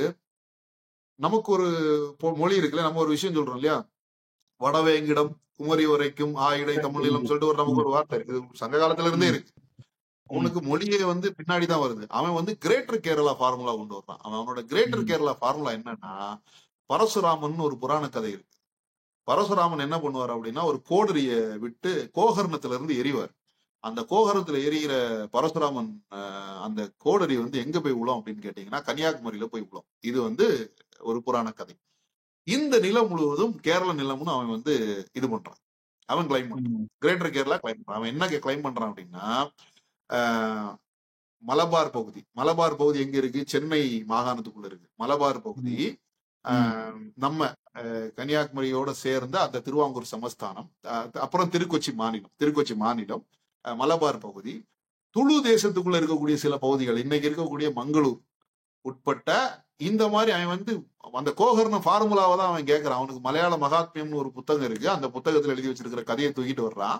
அதை தான் நம்பூதிரிப்பாடு வந்து ஒரு இடத்துல சொல்லுவாரு, இது தேவையில்லாத பேச்சு அப்படிங்கிற மாதிரி, அவர் புராணங்கள் அப்படிங்கிற மாதிரி அவர் ஒரு இடத்துல பேசியிருப்பாரு. அது மட்டும் தான் நான் வாசிச்சிருக்கேன். அதுக்கு மேல வந்து அவரோட நிலைப்பாடு அந்த காலகட்டத்துல எப்படி இருந்துன்னு சொல்ல தெரியா வந்து நமக்கு இது பண்ண தெரியல. அப்போ இந்த இடத்துல நம்ம வந்து என்ன ஆகிறோம் அப்படின்னா, நீ எதை கேட்கறன்னா, நீ அங்கிருந்தே கொண்டு வந்து கன்னியாகுமரி எல்லாம் விட்டுட்டு நீ மொத்தமா கேரளாவை கேட்கிற அப்படிங்கிற மாதிரி அவன் கேரளம் அப்படிங்கிற ஒரு நிலம் வரணும் அப்படின்னு அவனோட இது தொடங்கும் போது நம்ம ஆட்கள் வந்து அதை பயங்கரமா டிஃபெண்ட் பண்றாங்க. டிஃபன் பண்ணி இது 48, 49, 50 வரைக்கும் இது வந்து மாறி மாறி சர்ச்சையா போயிட்டு இருக்கும்போது ஒரு பிரச்சனை வருது. 50கள்ல என்ன நடக்குது அப்படின்னா, திருவாங்கூர் தமிழ்நாடு காங்கிரஸ்ல ஒரு பிளவு நடக்குது. இந்த பிளவு வந்து யாரால வருதுன்னு கேட்டீங்கன்னா தமிழ்நாடு காங்கிரஸால தான் வருது. இவங்க தொடர்புல இருப்பாங்க இல்லையா? அப்ப தமிழ்நாடு காங்கிரஸ் என்னவா வருது அப்படின்னா, தமிழ்நாடு காங்கிரஸ் உள்ள வந்து பேச வருது. பேச வரும்போது தமிழ்நாடு காங்கிரஸோட மாப்போசி எல்லாம் உள்ள வர்றாரு. மாப்போசி வந்து முழுவதுமா இந்த போராட்டத்துக்கு முழுவதுமா இதா இருந்தது மாப்போசி தான். ஆனா வந்து பாளையங்கோட்டையில வச்சு ஒரு பேச்சுவார்த்தை நடக்குது. என்ன பேச்சுவார்த்தை நடக்குது அப்படின்னா, காங்கிரஸ் உள்ள இந்த திருக்கொச்சி மாநிலத்துக்குள்ள நம்ம வந்து திருக்கொச்சி மாநிலம் உருவாயிடுச்சு. அப்போ அதுக்கப்புறம் தான் இது நடக்குது. திருக்கொச்சி மாநிலத்துக்குள்ள தமிழர் மாவட்டங்களை உருவாக்கும். அது ஏற்கனவே மாநிலம் ஆயிடுச்சு இல்லையா? தனி மாநிலம் ஆக்க முடியாது. முதல்ல நமக்கு என்ன குறிக்கோள் இருந்துச்சு? மாநில குறிக்கோள் இருந்துச்சு. இப்போ தனி மாநிலத்துக்குள்ள மாவட்டத்தை உருவாக்கி மாவட்ட காங்கிரஸ்னு உருவாக்குவோம். அந்த காங்கிரஸ் வந்து இப்போதைக்கு சமஸ்தான காங்கிரஸ் கூடயும் பிற்காலத்துல நம்ம மாநில காங்கிரஸ் கூட தமிழ்நாடு கூட சேர்ந்துச்சுன்னா மொழிவழி மாறியத்திற்கான அந்த மொழி இதுக்கான ஒரு இயக்கங்கள்லாம் தொடங்கி இருக்கு. அப்ப அந்த நேரு வந்து ஒரு அப்படி வரும்போது நம்ம தமிழ்நாடு கூட வந்துடும் சொன்ன உடனே பாதி பேர் ஏத்துக்கிட்டாங்க, பாதி பேர் ஏத்துக்கல. இதுல வந்து குஞ்ச நாடார் முதல்ல வந்து என்ன பண்றாரு அப்படின்னா, நெய்யாற்றின்கரைய தமிழர் பகுதியா அவங்க முன்னிறுத்தவே இல்லை. அவர் நெய்யாற்றின்கரைக்காரர். அப்ப நெய்யாற்றின்கரைங்கிறது தமிழர் பகுதி தான். அது முழுவதுமாக அந்த பகுதி தமிழர் பகுதி தான். அப்ப அவர் என்ன பண்றாரு அப்படின்னா, அவர் போயிட்டாரு, அவர் கிளம்பி போயிடுறாரு. அதுக்கப்புறம் இதுக்குள்ள வந்து 2 இது வருது. இதுலதான் வந்து நேசமணி ஆதரவாளர்கள், தானுலிங்க நாடார் ஆதரவாளர்கள் அப்படின்னு 2ஆ பிரிக்கிறாங்க. இதுல வந்து யாரெல்லாம் இந்த காங்கிரஸோட இந்த மாவட்டங்கள் பிரிக்கிறது ஆதரவு தெரிவிச்சாங்களோ அவங்க தனியாகவும் இவங்க தனியாகவும் பிளவுபட்டாங்க. இது வந்து தமிழ்நாடு திருவாங்கூர் காங்கிரஸ் இந்த பக்கம், அந்த பக்கம் தமிழ்நாடு திருவாங்கூர் காங்கிரஸ், இப்படி வந்து பிரிஞ்சிடறாங்க. பிரிஞ்சு உள்ள ஒரு சின்ன குழப்பங்கள் நடந்து அப்ப வந்து இதுல வந்து என்ன நடக்குதுன்னா ஒரு மந்த நிலையா அவரு வந்து அமைதியா அப்படியே ஒதுங்கிறாரு. குஞ்ச நாடார் வந்து ஒதுங்கிடுறாரு. இந்த பக்கம் பாத்தீங்கன்னா தானலிங்க நாடார் கிட்ட வந்து கூட வந்து இந்த அகஸ்தீஸ்வரம் பகுதியில இருந்த தமிழர்கள், மெயினா வந்து இந்த மணி அந்த நாஞ்சில் நாட்டு வேளாளர்கள் குரூப்ல இருந்தவங்க, இந்த பக்கம் நாடார்கள் இந்து நாடார்கள் குரூப்ல இருந்தவங்க, இந்த பக்கம் நாடார்கள் இருக்கிறாங்க. அப்படி வந்து ஒரு பிளவா ஏற்படுது. பிற்காலத்துல நிறைய கதைகள் இதுக்கு பேசப்படும். இதோட மூலம் இதுதான் இதுக்காகத்தான் அவங்க தனியா பிரியறாங்க. பிரிஞ்சுட்டு இப்படி பிரியும் போது என்ன நடக்குதுன்னா, தமிழ்நாட்டு இந்தியாவில வந்து தேர்தல் நடக்குது. இந்தியாவில வந்து முதல் முறையா வந்து என்ன நடக்குதுன்னா, உங்களுக்கு 1952 தான் பொது தேர்தல் நடக்குது. சரியா? இந்த பொது தேர்தலை சந்திக்கும் போது திருவாங்கூர் தமிழ்நாடு காங்கிரஸ் 2ஆ சந்திக்குது. ஒன்னு திருவாங்கூர் தமிழ்நாடு காங்கிரஸ், இன்னொன்னு திருவாங்கூர் தமிழ்நாடு காங்கிரஸ் 2ஆ சந்திக்குது. அப்ப நமக்கு அதே இடங்கள் தான் இருக்கு. இதுல வந்து என்ன நடக்குது அப்படின்னா, திருவாங்கூர் தமிழ்நாடு காங்கிரஸ் மார்ஷல் நேசமணி தலைமையில இருந்த திருவாங்கூர் தமிழ்நாடு காங்கிரஸ் என்ன நடக்குதுன்னா நிறைய ஜெயிச்சிருக்கு. இவங்க வந்து தோத்துடுறாங்க, எல்லா இடத்துலயும் தோத்துடுறாங்க. ஆனா அது வந்து தமிழர்களுக்கு பெரிய வெற்றி கிடையாது. திருவாங்கூர் தமிழ்நாடு காங்கிரஸ் 16 ஜெயிச்சு வச்சிருந்தாங்க. 14 ஜெயிச்சு 2 எம்எல்ஏ எக்ஸ்ட்ரா வந்து சேர்ந்துக்கிட்டாங்க. அப்படி 16 ஆயிருந்துச்சு. ஆனா அடுத்து பிரிஞ்ச உடனே அது வந்து வெறும் 8 எம்எல்ஏக்கள் ஜெயிக்கிறாங்க. அப்படி வந்து ஒரு பிரச்சனையோட 1952 போகுது. இப்ப இதுல இன்னொரு கருத்தும் சொல்லுவாங்க. அடிக்கடி காமராஜர் மேல ஒரு குறை ஒண்ணு சொல்லும் போது, மேடாவது குளமாவது போய் வேலையை பாருங்க, எல்லாம் இந்தியாவுக்குள்ள தானே இருக்கு அப்படின்னு சொல்லிட்டாரு. அப்படிதான் நம்ம சில பகுதிகளையும் இந்த போராட்டத்தின் வழியா இழக்கிறோம். கடைசியில தனியா நமக்கு தமிழ்நாடு கிடைச்சாலும் அதுல குமரி பகுதி இணைக்கப்பட்டாலும் நமக்கு வந்து முக்கியமான நீர்நிலை பகுதிகளான இந்த பகுதிகளை நம்ம இழக்கிறோம். அது எந்த காலகட்டத்துல அந்த செயல்பாடுகள்லாம் தொடங்குது, எப்படி அதை இழந்தோம்? ஓகே, இது வந்து தேவிகுளம் பீர்மேடு பகுதி. இதுதான் வந்து ஒரு முக்கியமான ஒரு விஷயம். அதாவது தென்னெல்லை போராட்டத்தை பத்தி நிறைய பேர் என்ன முடிவு பண்ணி என்ன மாதிரி வாஸ்து வச்சிருப்பாங்க அப்படின்னு கேட்டீங்கன்னா, தென்னெல்லை போராட்டம் கன்னியாகுமரி மாவட்டத்துல மட்டும் நடந்தது மாதிரி வாஸ்து வச்சிருப்பாங்க. ஆக்சுவலா வந்து அந்த தென்னெல்லை போராட்டத்தை ஒரு பெரிய திருப்பு முனைக்கு கொண்டு போனது வந்து தேவிகுளம் பீர்மேடு பகுதி. தேவிகுளம் பீர்மேடு பகுதி யாருக்கு சொந்தமானது அப்படின்னு கேட்டீங்கன்னா, இன்னைக்கு மலையாளிகள் நிறைய வரலாறுகளை எழுதி வச்சிருப்பாங்க. அது குறிப்பா யாருக்கு சொந்தம்னா முதுவான் பழங்குடி மக்களுக்கு சொந்தமான தமிழர் நிலம். அது கூடவே அது வந்து அந்த காந்தலூர் மறையூர் பகுதிகளில் இருந்த இதர தமிழ் சாதிகள் இருந்த அவங்களோட பூர்வீக நிலம் தான் இந்த தேவிகுளம் பீர்மேடு பகுதி. பிற்காலத்துல என்ன நடக்குதுன்னா, ஒரு நாடு விரிவாக்கப்படுது. மார்த்தாண்டவர்மா வந்து திருவாங்கூர் சமஸ்தானத்தை விரிவாக்கம் செய்யும் போது, நாடு விரிவாக்கப்படும் போதுதான் அது என்ன நடக்குது, திருவாங்கூருக்குள்ள வருது. அதுக்கு முன்னாடி அது திருவாங்கூருக்குள்ள கிடையாது. திருவாங்கூருக்குள்ள வருது. பிற்காலத்துல மார்த்தாண்டவர்மா காலம் முடிஞ்சதுக்கு அப்புறம் அந்த இடத்த வந்து வெள்ளைக்காரன் லீஸுக்கு எடுத்துக்கிறான். லீஸுக்கு எடுத்ததுக்கு அப்புறம் அது ஒரு காடு. பெருமையான, ஏன்னா அங்க பழங்குடி மக்களும் சில தமிழ் ஜாதிகளும் தான் இருக்கிறாங்க. அந்த காடை திருத்தி அவன் என்ன பண்றான்னா எஸ்டேட்டா மாத்தும் போது நிறைய உழைக்கும் இருக்க மக்கள் தேவைப்படுறாங்க. அப்ப அங்க ரோடு உண்டு பண்ணது தமிழர்கள். இது அங்க காபி தோட்டங்கள் எல்லாமே கொண்டு வந்தது தமிழர்கள். பூர்வமாவே அந்த நிலம் தமிழர்களுடைய நிலம். இது வந்து அப்படியே டெவலப் ஆகி வரும்போது உள்ள வந்து தொழில் பண்றதுக்காக உள்ள வருவாங்க இல்லையா, அப்படி இந்த குரூப் உள்ள வருது. இந்த மலையாள குரூப் வந்து உள்ள வருது. உள்ள வந்து அவங்க வந்து காபி தோட்டங்கள் அதிகாரிகள் அந்த வேலை இந்த வேலைன்னு சேர்ந்து அவங்க அதை ஒரு மலையாள நிலமா மாத்துறாங்க. இப்படி இருக்கக்கூடிய பகுதிகளில் தமிழர்கள் வந்து என்னவாகுதுன்னா 1945 48 இந்த காலகட்டத்துல தமிழர்கள் உரிமை போராட்டங்களை முன்னெடுக்கிறாங்க. அதை தமிழர்கள் ஒடுக்கப்படுறாங்க. ஒடுக்கப்படும் போது இந்த பகுதியில் இருக்க தேவிகுளம் பீர்மேட்ல இருக்கக்கூடிய தமிழர்கள் உரிமை போராட்டங்களை முன்னெடுக்கிறாங்க. இந்த உரிமை போராட்டங்களுக்கு தொழிலாளர் சங்கங்கள் மதுரையில இருந்து தேனியில இருந்து எல்லாம் தொழிலாளர் சங்கங்கள் அங்க போய் அங்க கட்டமைக்கப்படுது. அங்க தோழர் ஆர் குப்புசாமின்னு ஒருத்தர் வந்து அங்க கட்டமைக்கிறாரு. அதுல வந்து உங்களுக்கு வந்து அன்னைக்கு அதுல வந்து காமராஜரோட ஒரு பங்கு இருந்திருக்கு. அந்த தொழிற்சங்கத்தை அங்க போய் வைக்கிறதுக்கு அவரோட ஒரு திட்டம் இது இருந்திருக்கு, ஆதரவு இருந்திருக்கு அப்படின்னு வரலாறு சொல்லுது. அப்ப அங்க போய் வந்து இவங்க வச்சு இது நடத்திட்டு வரும்போது பயங்கரமான தாக்குதல், தமிழர்களை தொடர்ந்து தாக்குதல் பண்றது இப்படி எல்லாம் நடக்குது. இந்த 52 தேர்தல்ல இந்த தேவிகுளம் பீர்மேடு பகுதிகள், ஏன்னா திருவாங்கூருக்குள்ளே இருக்கு, அவங்க வந்து திருவாங்கூர் தமிழ்நாடு காங்கிரஸ்ல இருந்தாங்க இல்லையா, இந்த தொடர் தாக்குதல்னால தமிழர்கள் என்ன பண்றாங்க அப்படின்னா தேவிகுளம் பீர்மேடுல 2 எம்எல்ஏ வந்து தமிழர்களை செலக்ட் பண்றாங்க. திருவாங்கூர் தமிழ்நாடு காங்கிரஸ் ஜெயிக்குது. 8 இடத்துலதான் ஜெயிச்சாங்க. ஆனா அதுலயும் 2 இடம் தேவிகுளம் பீர். அப்படிங்கும்போது முதல் பொது தேர்தல்ல நான் மலையாளிகள் உரிமை கொண்டாடிட்டு இருக்கக்கூடிய இடத்துல 2 தமிழர்கள் எம்எல்ஏ ஜெயிக்கும் போது அந்த நிலம் யாருக்கு சொந்தம்? அது எவிடன்ஸ் இல்லையா? அது இதுதான் வந்து. ஆனா என்ன நடக்குது அப்படின்னா அவன் வந்து பயங்கரமா ரியாக்ட் பண்ண ஆரம்பிச்சிட்டான். அவன் என்ன பண்றான்னா தொடர்ந்து தமிழர்கள் மேல தாக்குதல் நடத்திக்கிட்டு தொடர்ந்து தமிழர்கள் மேல தாக்குதல் நடத்துறான். இந்த பக்கம் நம்ம ஆளுகளும் வந்து 52 தேர்தல்ல அடி வாங்கிதான் ஜெயிக்கிறாங்க. இது நடந்து போயிட்டு இருக்கும் போது இந்த பிளவு சொன்ன இல்லையா, 1952 நடந்த பிளவை வந்து சரி பண்றாங்க. நம்ம தலைவர்கள் எல்லாம் பேசி இது இப்படி போனா சரிப்பட்டு வராதுன்னு சொல்லி இவங்க வந்து என்ன பண்றாங்கன்னா பேச்சுவார்த்தை பண்ணி சேர்றாங்க.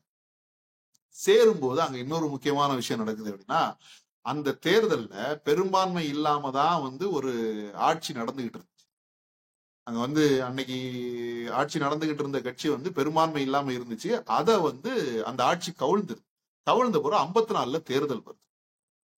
சரி, 52ல இருந்து 54. கேரளாவில முதல் ஆட்சியே வந்து 2 வருஷம் தான். திருக்கொச்சி மாநிலத்துல முதல் ஆட்சியே 2 வருஷம் தான். 54 தேர்தல் வருது. இந்த 54 52ல இருந்து 54 தேர்தலுக்குள்ள, ஏன்னா அந்த கவுத்ததுல தமிழர்களோட பங்கு இருக்கு. இந்த 8 எம்எல்ஏக்களோட பங்கு இருக்கு அந்த ஆட்சியை கவிழ்த்ததுல.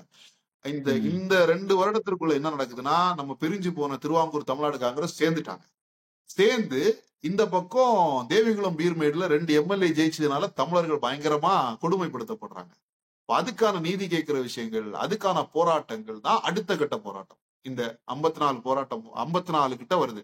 54ல தமிழர்கள் ஒடுக்கப்படுவதை எதிர்த்து திருவாங்கூர் தமிழ்நாடு காங்கிரஸ் என்ன பண்ணுதுன்னா விடுதலை நாள் தேவிகுளம் பீர்மேடு பகுதியை முற்றுகையிட்டு போராட்டம் நடத்தணும்னு சொல்லிட்டு இங்க இருந்து நம்ம தலைவர்கள் ஒருத்தரா தேவிகுளம் பீர்மேடுக்கு போவாங்க.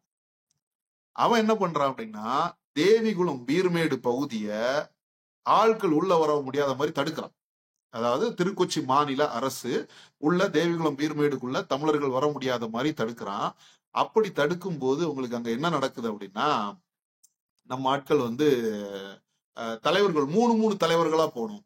ஒரு 3 பேர் முதல்ல போவோம், போய் கைது செய்யப்படுவோம். அடுத்து 3 பேர் போவோம், கைது செய்யப்படுவோம். அப்படின்னு போகும்போது அதுல வந்து நேசமணி, அவரோட மிக நெருக்கமா இருந்த இன்னொரு தலைவர் வந்து ஏஆர் ரசாக்னு ஒருத்தர், இவங்க 2 பேரும், இவங்க இன்னொரு தலைவர் 3 பேரும் போய் கைதாகி உள்ள அரெஸ்ட் ஆயிடுறாங்க.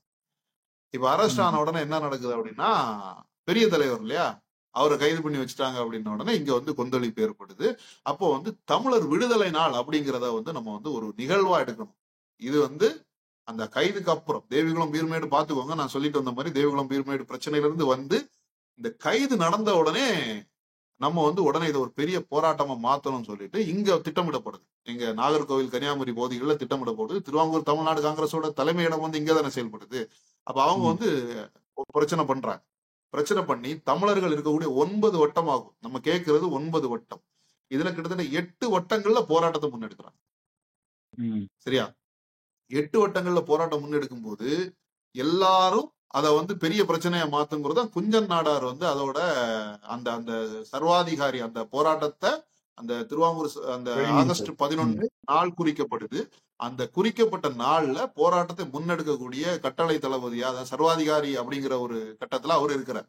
அவரு இங்க பக்கம் தானலிங்க நாடார், அதுக்கப்புறம் மற்ற தலைவர்கள், அதாவது ஏ சைமன் ஒருத்தர் இருந்தார். அவர் வந்து மீனவ சமுதாயத்தை சேர்ந்தவர். இந்த பக்கம் ஜீவானந்தம் வந்து கட்சிக்குள்ள இல்ல, அவர் வந்து பொது உடைமை கட்சி, அவரு ஒரு போராட்டத்தை முன்னெடுக்கிறாரு.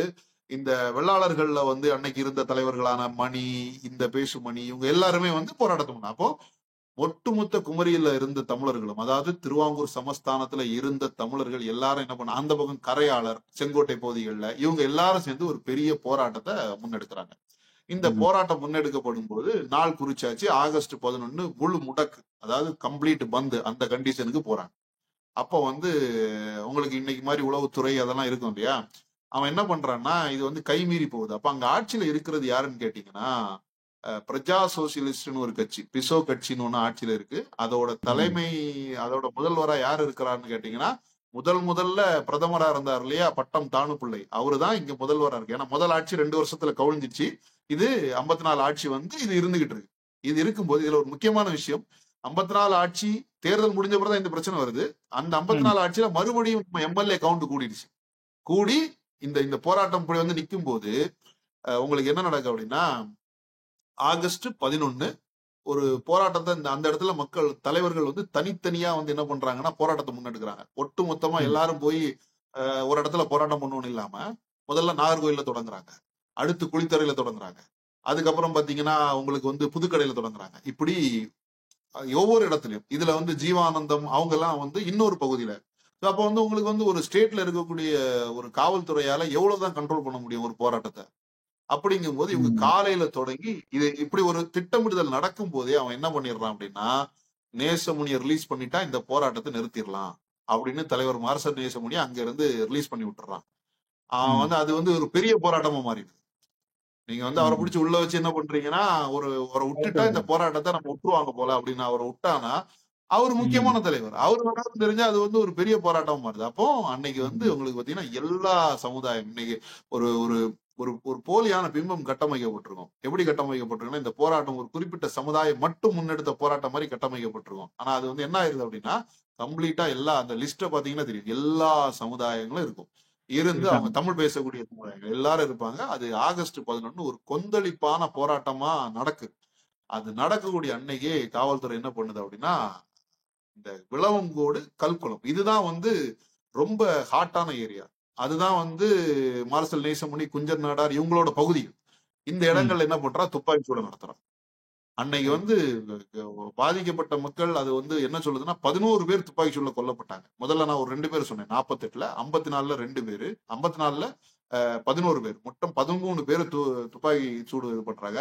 கை கால் உடைஞ்சவங்க, கை கால் விளங்காம போனவங்க அப்படின்னு ஒரு 500-600 பேர் இருக்கிறாங்க. அதற்கப்புறம் கேட்டீங்கன்னா உங்களுக்கு வந்து நம்ம இதுவரைக்கும் அதாவது நாடை விட்டு போனவங்க, அதாவது திருவாங்கூர் திருக்கொச்சி மாநிலத்தை விட்டு தமிழ்நாடு மாநிலத்துக்குள்ள ஓடி போனவங்க வந்து அப்படிங்கிறது ஒரு 2000-3000 பேர் கணக்கு சொல்றாங்க. இப்படி வந்து இந்த போராட்டம் இந்த ஆகஸ்ட் 11 என்ன பண்ணுதுன்னா இந்தியா முழுவதும் ஒரு பெரிய பிரச்சனை உண்டு பண்ணுது. அப்ப வந்து என்ன நடக்குது, இந்த மொழி போராட்டத்துக்கான உக்கிரத்தன்மை நம்ம 54ல நடக்குது. பிஜோ பிரஜா சோசியலிஸ்ட் கட்சியோட தலைவர் ராஜினாமா பண்ணிடுறாரு. இந்த ஆளு பண்ண மாட்டேன்ட்டாரு. யாரு பட்டம் தானுப்பிள்ளை நான் பண்ண மாட்டேன்ட்டாரு. இது வந்து பெரிய கொந்தளிப்பு எடுத்து மொத்தமா போராட்டம் வந்து இதாகி அதுக்கப்புறம் அதுக்கான நீதிகள் ஒரு விஷயமா நடக்குது. இதுல நீங்க ஒரு கேள்வி முன் வச்சீங்க இல்லையா, காமராஜரோட இது என்னவா இருந்துச்சு அப்படின்னு. அவங்க என்ன பண்றாங்க அப்படின்னா இதுக்கெல்லாம் கண்டனம்லாம் தெரிவிக்கிறாங்க. முதல்ல உங்களுக்கு 2 கமிட்டி போடுறாங்க. மொழிவழி மாநிலத்துக்கு வந்து உங்களுக்கு 2 கமிட்டி போடுறாங்க. முதல்ல தார் கமிட்டி அதை வந்து மூடி அப்படியே விட்டுட்டு போயிடும். அப்புறம் வந்து பசலலி கமிட்டியில போய் இவங்க என்ன பண்றாங்க அப்படின்னா கக்கன், இவரு காமராஜர், இந்த காங்கிரஸ் கட்சியில தமிழ்நாடு காங்கிரஸ் கட்சியில இருந்தவங்க போய் தேவிகுளம், பீர்மேடு இதெல்லாம் எங்களுக்குள்ள பகுதியெல்லாம் போய் பேப்பரை வைக்கிறாங்க. கக்கன் வந்து அதுக்கு போய் தனியா பேப்பர் வச்சு டெல்லியில பேப்பர் வச்சதுக்கான ஆதாரங்கள் இருக்கு, இதெல்லாம் பண்றாங்க. ஆனா ஒரு கட்டத்துல அவங்க என்ன ஆகுறாங்க அப்படின்னா தேசியத்துக்குள்ள விழுந்துடுறாங்க. அவர் வந்து குளமா மேடான்னு சொன்னதுக்கு ஆதாரம் இல்லை. ஆனா அவர் வந்து அதுக்கு அது எங்க சொல்லியிருக்காருன்னு தெரியல. சொல்றோம், பேச்சு வழக்குல சொல்றோம். ஆனா வந்து உங்களுக்கு வந்து என்ன நடக்குது அப்படின்னா இவரு தொடக்கத்துல வந்து தமிழர்களுக்கு அந்த நிலம் வேணும்ங்கிற இதுல வந்து காங்கிரஸ் எல்லாம் இதாதான் இருந்திருக்கு. ஆனா பிற்காலத்துல என்ன நடக்குது அப்படின்னா அவங்க தேசியத்துக்குள்ள விழுறாங்க. தேசிய கட்சி இல்லையா, தேசியத்துக்குள்ள விழுறாங்க. இதுல திராவிடர்களும் பங்கு கிடையாது. அன்னைக்கு திராவிட கட்சி தொடங்கி வருது, தொடங்கி வந்துட்டு இருக்கக்கூடிய காலகட்டம். அவங்களோட பங்கு. ஆமா.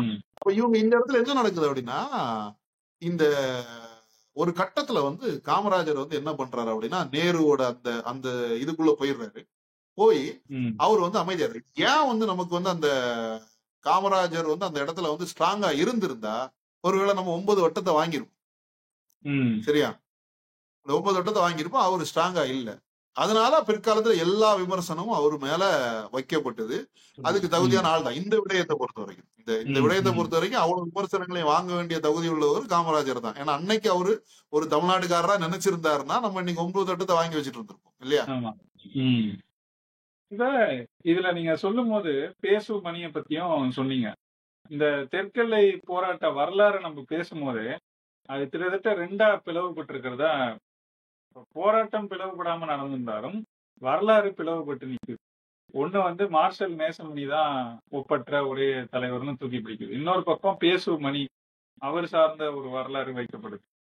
இதுக்கு காரணம் என்ன? இந்த 2 பேரும் வந்து கிட்டத்தட்ட அந்த தெற்கெல்லை போராட்டத்துல இவர் பரம்பரை அவர் பரம்பரைன்னு வந்தது போல பிரிஞ்சு இருக்கிறதுக்கு சாதி ஒரு காரணமா அல்லது என்ன காரணம்? இவங்களுக்குள்ள இருந்த பிணக்கா என்ன? பிற்காலத்துல சாதி உணர்வோடு எழுதியவர்கள் தான் ஒரு காரணம்.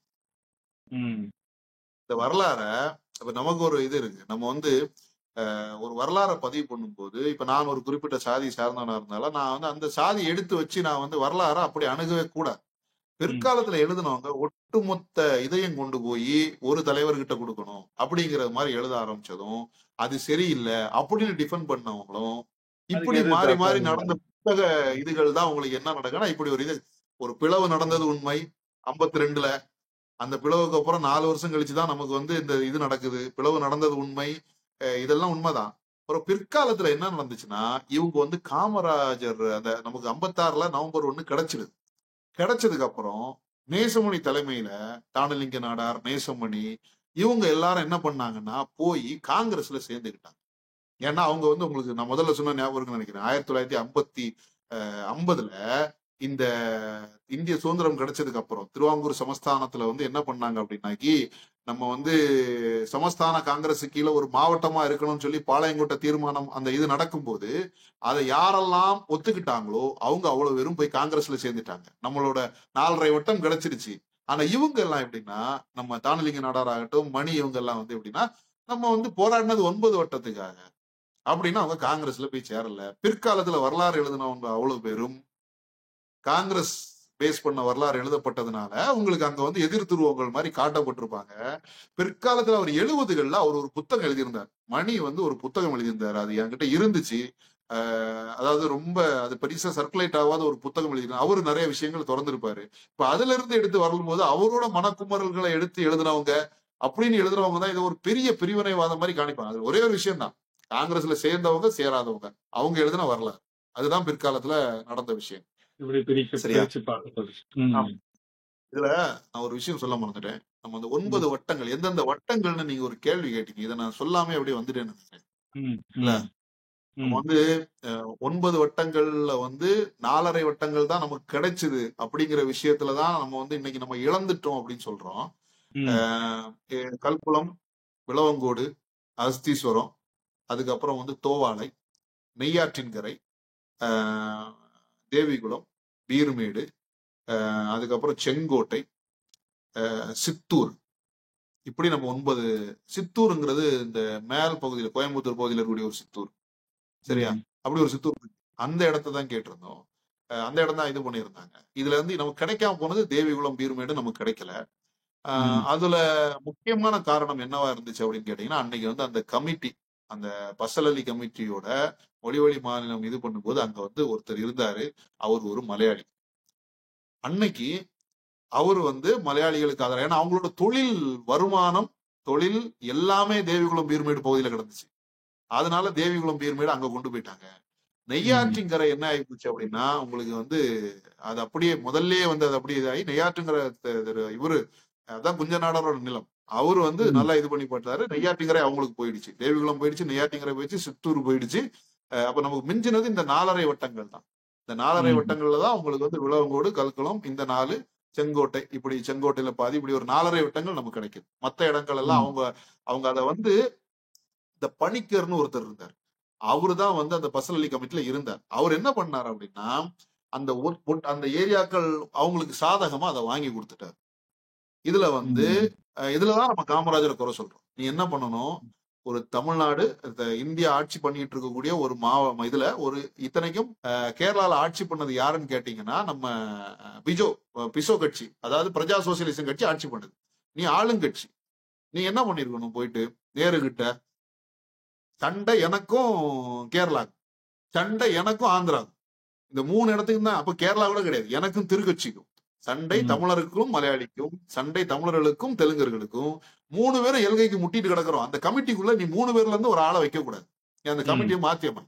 இத அழுத்தம் கொடுத்து இதை செய்ய முடிஞ்சிருக்குன்னா செஞ்சிருக்கலாம். அன்னைக்கு அதை செய்யாம விட்டது என்னாச்சு, 4.5 வட்டங்கள் நமக்கு காணாம போச்சு. இந்த காங்கிரஸ்ல 56 நவம்பர் 1 தமிழ்நாடு பிறக்குது, கேரளா பிறக்குது. அன்னைக்கு போராடின திருவாங்கூர் தமிழ்நாடு காங்கிரஸ வந்து கொண்டு போய் யாருக்கிட்ட இணைக்கணும்னு சொல்றாங்க அப்படின்னா, காமராஜர் இருந்த கட்சியில போய் இணைக்கணும்னு ஒரு குரூப் கிளம்பி போகுது. அன்னைக்கு அவங்க கிட்டே நியாயம் இருந்துச்சு, அவங்க கிட்ட நியாயம் இருந்துச்சு. மார்ஷல் நேசமணி ஆகட்டும், அவங்க கிட்ட எதுக்கு நம்ம போய் சேரணும், தாய் தமிழ்நாட்டுல போய் சேரணும், நம்ம இதுக்கு மேல இது பிரியாதுங்கிறத அவங்க வந்து அதுக்கு முற்றுப்புள்ளி போட்டுட்டாங்க. இவங்க என்ன பண்ணாங்க, நம்ம தானலிங்க இவரு நம்ம குஞ்ச நாடாராகட்டும், இந்த மணி, இந்த இவங்க எல்லாரும் என்ன பண்ணாங்க, இல்ல நமக்கு வந்து வட்டம் பிரியல, நம்ம வந்து அப்படி இது பண்ற கூடாது அப்படின்னு அவங்க விலகி நின்னாங்க. இதுதான் வந்து நடந்துச்சு இதுல. அதனாலதான் பிற்காலத்துல 2 வரலாறுகள், 2 குரூப்புகள் இப்படி எழுதிக்கிட்டு இருக்காங்க. அடுத்து நீங்க சுருக்கமா தொட்டீங்க, இந்த திராவிட கட்சிகளோட பங்களிப்பு பெருசா இல்லைன்னு. இப்ப நீங்க சொல்லும் போது கூட இந்த பணிக்கர் வந்து ஈவேரா பெரியார் அவர்களையும் போய் சந்திச்சதா அவர் கேட்டதா இவர் பதில் சொன்னதா இருக்கு. அண்ணா அன்னைக்கே திமுகவும் பிறந்துருச்சு 49ல. அதனால இந்த போராட்டம் உச்சத்தை எட்டும் போதெல்லாம் திமுகவும் இருக்கு. ஆனா இவங்களோட பங்களிப்புன்னு இந்த எல்லை போராட்டம் வடக்குலயும் சரி தெற்குலயும் சரி எங்கேயுமே நம்மளால பார்க்க முடியும். அப்ப திராவிட கட்சிகளோட பங்களிப்போ அல்லது கருத்து நிலையில ஆதரவோ எதிர்ப்போ அதெல்லாம் எப்படி இருக்கு? திராவிட கட்சிகளோட பங்களிப்பு இதுல இல்லைன்னு சொல்ல முடியாது. திராவிடர்களோட புத்தகத்துல இருக்கு, நீங்க படிச்சீங்கன்னா தெரியும். நாங்க அங்க பங்களிச்சோம், இங்க பங்களிச்சோம்னு எழுதியிருப்பாங்க. நேரடியா களத்துல அவங்களோட பங்கு வந்து ஒரு கூட்டம் ஏதோ வந்து நம்ம இவரு வந்து பங்கிட்டு இருப்பாரு. யாரு பங்கிட்டு இருப்பாரு, இவங்க புத்தகம் தனியா போட்டு வச்சிருக்காங்க, தனியா இதுக்கு புத்தகம் போட்டு வச்சிருக்காங்க, திராவிடம் அப்படின்னு பண்ணி வச்சிருக்காங்க. ஆனா அண்ணாதுரை தெற்கெல்லையில வந்து எங்க வந்து பங்கேற்றிருப்பாரு அப்படின்னாக்கி வந்து நாகர்கோவில்ல நடந்த ஒரு கூட்டத்துல கலந்துருப்பாரு தொடக்க காலத்துல. இப்போ நான் எந்த கட்சியா இருக்கட்டும், எங்க ஊர்ல மலைவளம் கொள்ளைப்படும் போகும்போது எல்லா கட்சிக்காரனும் போய் என்னன்னு கேட்டான். அப்படி எங்க ஊர் மொழி பிரச்சனைல இது பண்ணும்போது 4 பேர் கேட்டிருப்பான், பின்னாடி அவனுக்கு ஒரு உறுப்பினர் கார்டை போட்டு இன்னைக்கு அவங்க ஒரு வரலாறு எழுதி வச்சிருக்கிறாங்க. ஆனா அன்னைக்கு பங்குல வந்து உங்களுக்கு வந்து அதை வந்து அவங்களுக்கு ஒரு பிரச்சனையா கிடையாது, அவங்களோட பிரச்சனையாக அது தென்னெல்லை ஒரு பிரச்சனையாக அவங்களுக்கு தோணல. அதனால வந்து தென்னெல்லையில இவங்களோட பங்கு கிடையாது. ஒரே ஒரு கூட்டம் அண்ணாதுரை கலந்துகிட்டதும் பிறகு சில நபர்கள் கைது செய்யப்பட்டதும் அவங்க பிற்காலத்துல திமுக உறுப்பினர் அட்டை வாங்கணும், இதுதான் வந்து பங்களிப்பு. இனி வடக்கெல்லை போராட்டத்தை பத்தி அவங்க வாயே திறந்திருக்க மாட்டாங்க. 53ல ஆந்திரா பிரிஞ்சிருக்கு, ஆந்திரா வந்து தனி இதாட்டு 53ல தான் உக்கிரம் அடையுது வடக்கெல்லை போராட்டம். அந்த உக்கிரம் அடையும் போது இவங்க வந்து வலிமையாயிட்டாங்க. இவங்க 49 கட்சியோட 4 வருஷம் வலிமையா இவங்க அமைதியா இருந்திருப்பாங்க, பார்த்து தெரியும். நீங்க ஒரு புத்தகம் இருக்கு, யோகேஸ்வரன் ஐயா எழுதின ஒரு புத்தகம் இருக்கு, அதுல ரொம்ப தெளிவா அவர் எழுதியிருப்பாரு. திராவிட கட்சிகளின் பங்கு இதுல கிடையவே கிடையாதுன்னு சொல்லி அவர் வந்து ஒரு இடத்துல ஒரு லைன் எழுதியிருப்பாரு. அதாவது வடவெல்லை போராட்டத்துல எங்கேயுமே கிடையாது. அப்போ பணிக்கர் வர்றாரு, பணிக்கர் வந்து பணிக்கர்கிட்ட போய் கக்கன் வந்து இந்த மாதிரி இது கையெழுத்து இதெல்லாம் கொடுத்து எல்லா தரவுகளையும் கொடுத்து கேட்டதுக்கான இது இருக்கு. ஆனா அது நடக்காம போயிடுச்சு. காமராஜர் பிற்காலத்துல சமரசத்துக்கு போயிட்டாரு. இனி பணிக்கர் இவரை பெரியார சந்திச்சாரா, திராவிட கட்சியில சந்திச்சாராங்கிறதே நமக்கு ஒரு கேள்விக்குறிதான். அது என்னைக்கு சந்திச்சாருன்னு சொல்லிட்டு நீங்க போய் தேடினீங்கன்னா நம்ம வந்து சொல்ல முடியாது. ஆனா அவரு ஒரு வார்த்தையை சொல்றாரு. பெரியார் எப்படின்னா போற போக்குல அடிச்சு விடுற மாதிரி அவரு ஒரு வார்த்தையை சொல்றாரு. எப்படி சொல்லுவாருன்னா, பணிக்கர் வந்தாரு, என்ன பார்த்தாரு, கேட்டாரு, நியாயமா இருந்துச்சு, எடுத்துக்கோங்கன்னு அப்படிங்கிற மாதிரி அவரோட இதுல ஒண்ணு சொல்லிருக்காரு. அது புரியுதா? அது இருக்கு. ஆனா அது யாரு சொன்னதா இருக்கு? அவரு சொன்னதா இருக்கு. அவரு சொன்னதா இருக்கு. இது எந்த இடத்துல வந்து என்னைக்கு நடந்துச்சு அப்படிங்கறத நீங்க இனி போய் பத்திரிகைகளை தேடினாதான் தெரியும். பத்திரிகை எல்லாம் மறைச்சு வச்சிருப்பாங்க. அதனால அதை கண்டுபிடிக்க முடியாது. அதனால இதுல வந்து இப்ப ஏன் நீங்க ஒரு கேள்வி வருது இல்லையா? ஏன் வந்து தமிழ்நாடு நாள், இந்த தமிழ்நாடு நாள் நவம்பர் 1 நான் ப்ரொமோட் பண்றேன், நீங்க ப்ரொமோட் பண்றீங்க, நம்ம அதை ஒரு உணர்வோட இது பண்றோம். கன்னட மகோத்சவம்னு சொல்லிட்டு அவன் கொண்டாடுறான், கேரள பிறவின் இவன் கொண்டாடுறான், இவனும் நிலத்தை திறந்து வைக்கிறான். அவன் பண்ணிதான் நமக்கு நம்ம கண்ணியும் திறந்து வைக்கிறான். நம்மளும் பெருசா எடுக்கணுங்கிறதே கர்நாடகா பண்ண பிறகுதான் நமக்கு உரைக்குது. இவன் வந்து என்ன பண்றான், கொண்டு வந்து இது பண்ணி வைக்கிறான், கேரளா பிறவிங்கிறான். இவனும் நம்மள்ட்ட நிலத்தை இழந்திருக்கான், அவனும் நம்மள்ட்ட நிலத்தை இழந்திருக்கான், நம்மளும் இழந்திருக்கான், அவனும் இழந்திருக்கான். அப்படிதான் அது வரையறுக்கப்பட்டுச்சு. சரியா? அப்படி இருக்கும்போது இவன் கொண்டாடுவான், நான் கொண்டாடக்கூடாதுன்னு கேட்டீங்கன்னா, நான் கொண்டாடுனா நவம்பர் 1 ஏன் ஸ்பெஷல்னு உங்க பையன், என் பையன் வந்து கேட்பான் என்கிட்ட. அப்ப நான் அவன்கிட்ட சொல்லுவேன், தம்பி இவரு ஒருத்தர் இருந்தாருப்பா, அவரு போராடினாரு, அவரு ஒருத்தர் இருந்தாருப்பா, இவரு போராடினாருன்னு சொல்லிட்டு நான் வந்து யாரோட பேரை சொல்லுவேன்? மாப்போசியோட பேரை சொல்லுவேன், கேவி விநாயகத்தை பேரை சொல்லுவேன், நான் வந்து இவரோட குஞ்ச நாடாரோட பேரை சொல்லுவேன், மார்ஷல் இங்க இவங்க யாருமே திராவிட பின்புலம் கிடையாது. அப்ப என் பையன் என்கிட்ட திருப்பி கேட்பான், திராவிடம் தான் இந்த நிலத்தை மீட்டுன்றாங்க, திராவிடம் எங்கப்பா அப்படின்னு கேட்பான். நான் சொல்லுவேன், இல்லப்பா தம்பி, இதுதான்ப்பா வரலாறு அப்படின்னு நான் வந்து வரலாறு பேச வேண்டியதாகி போயிடும். அப்ப நீ என்ன பண்ணுனா, தமிழ்நாட வந்து தமிழ்நாடு நாளை கொண்டாடாத, தமிழ்நாடு நாளுங்கிறதே பேர் வச்சது அப்படின்னு. ரொம்ப எளிமையான ஒரு கேள்வி. எங்க அப்பா கூட வந்து தம்பி பேசிட்டு இருக்கும்போது நடந்த ஒரு விஷயம். அவர்கிட்ட இந்த சர்ச்சை வருது. எங்க அப்பா கிட்ட இந்த சர்ச்சை வரும்போது அவர் சொல்றாரு, பேர் வச்ச நாளை கொண்டாடணுமா இல்ல வந்து உரிமையான நாளை கொண்டாடணுமான்னு கேட்டார். கேட்கிற அந்த ஒரு இதுக்கு வரும்போது, புள்ள பிறந்தா அப்பா ஒரு பேர் வைப்பாங்க, பெரியப்பா வருவார், அவரு ஒரு பேர் வைப்பார், சித்தப்பா வருவாங்க, அவரு ஒரு பேர் வைப்பாங்க. இவங்க எல்லாம் பேர் வச்சு செல்ல பேர்கள் வைத்து கூப்பிடுறது எல்லாம் ஓகே தான். ஆனா பிள்ளையோட டேட் ஆஃப் பர்த் எப்போ ஒண்ணுதானே? பிள்ளையோட பிறந்த நாள்ல டேட் ஆஃப் பர்த்ங்கிறது கடைசி வரைக்கும் ஒண்ணுதான். அது அந்த பிள்ளைக்கு பிறந்த டேட்டு தான். அப்போ அதை தான் நம்ம கொண்டாடுவோமே தவிர்த்து இந்த பேர் வச்ச நாள்லாம் கொண்டாட மாட்டோம். நவம்பர் 1 வந்து கொண்டாட வேண்டிய தேவை வந்து நமக்கு இருக்கு. ஆனா இவங்களுக்கு ஏன் கொண்டாடக்கூடாதுங்கிற தேவை இருக்கிறது காரணம் இதுதான். நீங்க கேட்ட கேள்விதான். திராவிடர்களுக்கு இதுல பங்களிப்பு இருக்கான்னா இல்லவே இல்ல. ஒரு 1-2 இடத்துல லைட்டா பேசியிருப்பாங்க. அதை தவிர்த்து அவங்களுக்கு அந்த பங்களிப்பு இல்லாதனால அதை கொண்டாட மாட்டாங்க. திருவிதாங்கூர்ல இருந்த பெரிய பெரிய சிக்கல்களுக்கு இவர் போய் தான் தீர்வே கண்டு கொடுத்துட்டு வந்திருக்கிறாரு. வைக்கத்தை எடுத்துக்கிட்டீங்கன்னா இவரோட போராட்டத்துக்கு பிறகுதான், ஈவேராக்கு பிறகுதான் அது பெரிய போராட்டமாவே வருது. இன்னைக்கு வரைக்கும் 100ஆண்டு கொண்டாடும் போது கூட பாருங்க அவரோட பேரை பெருசா வச்சு கொண்டாடுறாங்க. ஆனா நீங்க இவ்வளவு பெரிய போராட்டம் அதுக்கு ஒரு 25-30 வருஷம் பிறகு நடந்ததுல அவரோட பங்களிப்பு இல்லைன்னு சொல்றீங்க. அது எப்படி ஏற்கக்கூடியதா இருக்காது? இல்ல, வைக்கம் போராட்டம் நம்ம தமிழிசை அக்கா வந்து சொல்லுவாங்க இல்லையா, வெற்றிகரமான தோல்வி அப்படின்னு சொல்லுவாங்க இல்லையா, இல்ல தோல்விகரமான வெற்றி அப்படி ஒரு வார்த்தை சொல்லியிருப்பாங்க. அதே மாதிரி நல்லா போயிட்டு இருந்த போராட்டத்துல போய் கும்மி அடிச்சுட்டு வந்த கூட்டம் தான் இந்த கூட்டம். வைக்கம் போராட்டம் ஒரு தோல்விகரமான போராட்டம் தெரியுமா உங்களுக்கு? அந்த வைக்கம் கோவில் போராட்டம், அந்த சாலைக்குள்ள போறதுக்கான போராட்டம் தான் இது. அந்த சாலைக்குள்ள போறதுக்கான அந்த உரிமையை வந்து ஈவேரா பெற்று தந்துட்டு தானே வந்தாரு அவரு. சரி, இது வந்து இந்த வைக்கம் வீரர்கள்னு புக் எழுதி வச்சிருக்கக்கூடிய குரூப் வந்து எழுதி வச்சிருக்கக்கூடிய சாலையை மாத்தி அமைச்சாங்களா, வேறொரு சாலை உண்டாக்குனாங்களா அப்படிங்கிற விஷயங்கள்லாம் தேடி படிங்க. இது வந்து அதாவது அன்னைக்கு வந்து அவர்ணர்கள் போராட்டத்துல வந்து இந்த குரூப் போய் கும்மி அடிச்சுட்டு அந்த போராட்டத்தை வந்து இது பண்ணது. காங்கிரஸ் சார்பாக ஒரு போராட்டம் நடந்துச்சு. அதுல எல்லாரும் பஞ்சாபுக்காரன் அங்க வந்து ரொட்டி சுட்டு கொடுத்துட்டு இருந்தாங்க. அவன் என்னைக்கா சொல்லியிருக்கானா வைக்கத்தை வீட்டு தந்த பஞ்சாபியர்கள் என்னைக்கா சொல்லியிருக்கானா? பஞ்சாப் காங்கிரஸ்காரன் அங்க வந்தா கிளம்பி வந்தா ரொட்டி சுட்டு இருந்தான். இவர் போய் 2 டயலாக் பேசினாரு, கைது பண்ணி தூக்கி உள்ள போட்டான். வைக்கம் போராட்டம் வெற்றிகரமான போராட்டமே கிடையாது. அது ஒரு தோல்விகரமான ஒரு போராட்டம். அந்த வெற்றிகரமான தோல்வி போராட்டம். அந்த போராட்டத்துக்கு போனவர் பிற்காலத்துல வந்து இங்க ஏன் போகல அப்படின்னு கேட்டேன்னா, பிற்காலத்துல இவருக்கு நிறைய வேலை இருந்துச்சு. எவ்வளவு சொத்துக்கள், எவ்வளவு இதெல்லாம் மீட்க வேண்டி என்னெல்லாமோ பண்ண வேண்டி இருந்துச்சு. அப்ப வந்து எல்லை போராட்டம் எல்லாம் ஒரு பிரச்சனையா? அது ஒரு இதா? நீங்க இதுல ஒரு விஷயம் நீங்க நல்லா கவனிச்சீங்கன்னா தெரியும். அடிக்கடி ரைட் அப் பார்த்திருப்பீங்க. காமராஜரை வெற்றில வைத்த பெரியார். காமராஜரை ஆட்சி அதிகாரம் செய்ய வைத்த பெரியார். சரியா? ஏன்பா அவர்கிட்ட போய் சொல்லிருக்கலாம்ல, இதை போய் சேர்த்து வை, தமிழ்நாடு முக்கியம்னு சொல்லியிருக்கலாம். அங்க அவரும் இதுக்குள்ள நிக்கல, இவரும் இதுக்குள்ள நிக்கல. அதனாலதான் நம்ம காங்கிரஸையும் திராவிடத்தையும் இன்னைக்கு வரைக்கும் பிடிச்சு எல்லா நாளும் நம்ம வந்து காமராஜரை திட்ட மாட்டோம். ஆனா அன்னைக்கு ஒரு நாள் மட்டும் இந்த கமிட்டியை ஏன் கலைச்சு விடல, நீ ஏன் கமிட்டியில பணிக்கிற வச்சிருந்த அப்படின்னு ஒற்றை கேள்வி இந்த தென்னகத்துல இருந்து வந்திருந்தனா இன்னைக்கு நான் போய் இந்த நம்ம தண்ணிக்கு வேண்டி அவன்கிட்ட நிக்க வேண்டியல. 2 தண்ணி பிரச்சனை இருக்கு. நம்ம பெரிய இதுல வந்து நம்ம பாக்குறது முல்லை பெரியாறு பிரச்சனையை தான் நம்ம இன்னைக்கு ஒரு பெரிய பிரச்சனையா பாத்துக்கிட்டு இருக்கோம். இங்க இடதுகரை சேனல்னு ஒரு பிரச்சனை கிடக்கு. விவசாய நிலங்கள்லாம் நாசமா போய் இங்க நம்ம கன்னியாகுமரியில வந்து ஒரு பிரச்சனை இருக்கு. இதுவும் வந்து அந்த இதுல உள்ள பிரச்சனை தான். நெய்யாற்றிங்கரை மட்டும் நம்ம கிட்ட இருந்துன்னு வச்சிருங்களேன், நம்ம கேட்ட நெய்யாற்றிங்கரை நம்ம கிட்ட இருந்திருந்தா இந்த பிரச்சனை வந்துக்கிற, தேவிகுளம் பீர்மேடு வந்திருந்தா பிரச்சனை வந்திருக்கிறாரு. அவனுக்கு நிலம் இல்ல, அவன் போய் பரவி இருந்து இன்னைக்கு ஒருவேளை மலையாளிகள் வந்து இந்த போராட்டத்தை நடத்தியிருந்தா அவன் என்ன தெரியுமா கேட்டிருப்பான், எனக்கு வந்து பெங்களூரை கொடு, எனக்கு வந்து மும்பையை கொடு, எல்லாம் ஏன் நிலம் தான் கேட்டிருப்பான். அவன் எங்கெல்லாம் பரவுனானோ அதை அவ்வளவு அவன் நிலமா ஆக்க முயற்சி பண்ணான். அப்படிதான் இவன் இந்த தேவிகுளம் பீர்மேடை கொண்டு போனான். அப்படி கொண்டு போயிட்டு அதுல ஒண்ணுமே சொல்லாம அவங்க கேட்டாங்க, நாங்க எடுத்து கொடுத்தோம், பாக்கெட்ல இருந்து ஏதோ கொடுத்தது மாதிரி இவங்க வந்து பின்னாடி பேசிக்கிட்டாங்க. அவ்வளவுதான்.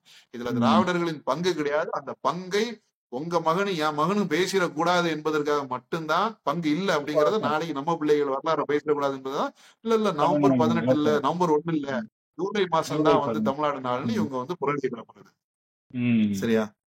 இதுல இப்ப திராவிடத்தை பத்தி நமக்கு தெரியும், ஒன்னும் பெருசா மாறல. இதை கேட்கும் போது நமக்கு தோன்றது 70 ஆண்டுக்கு முன்னாடியும் சரி இன்னைக்கும் சரி ஒரே மாதிரிதான் செயல்பட்டு இருக்காங்கன்னு தான் நமக்கு தெரியுது.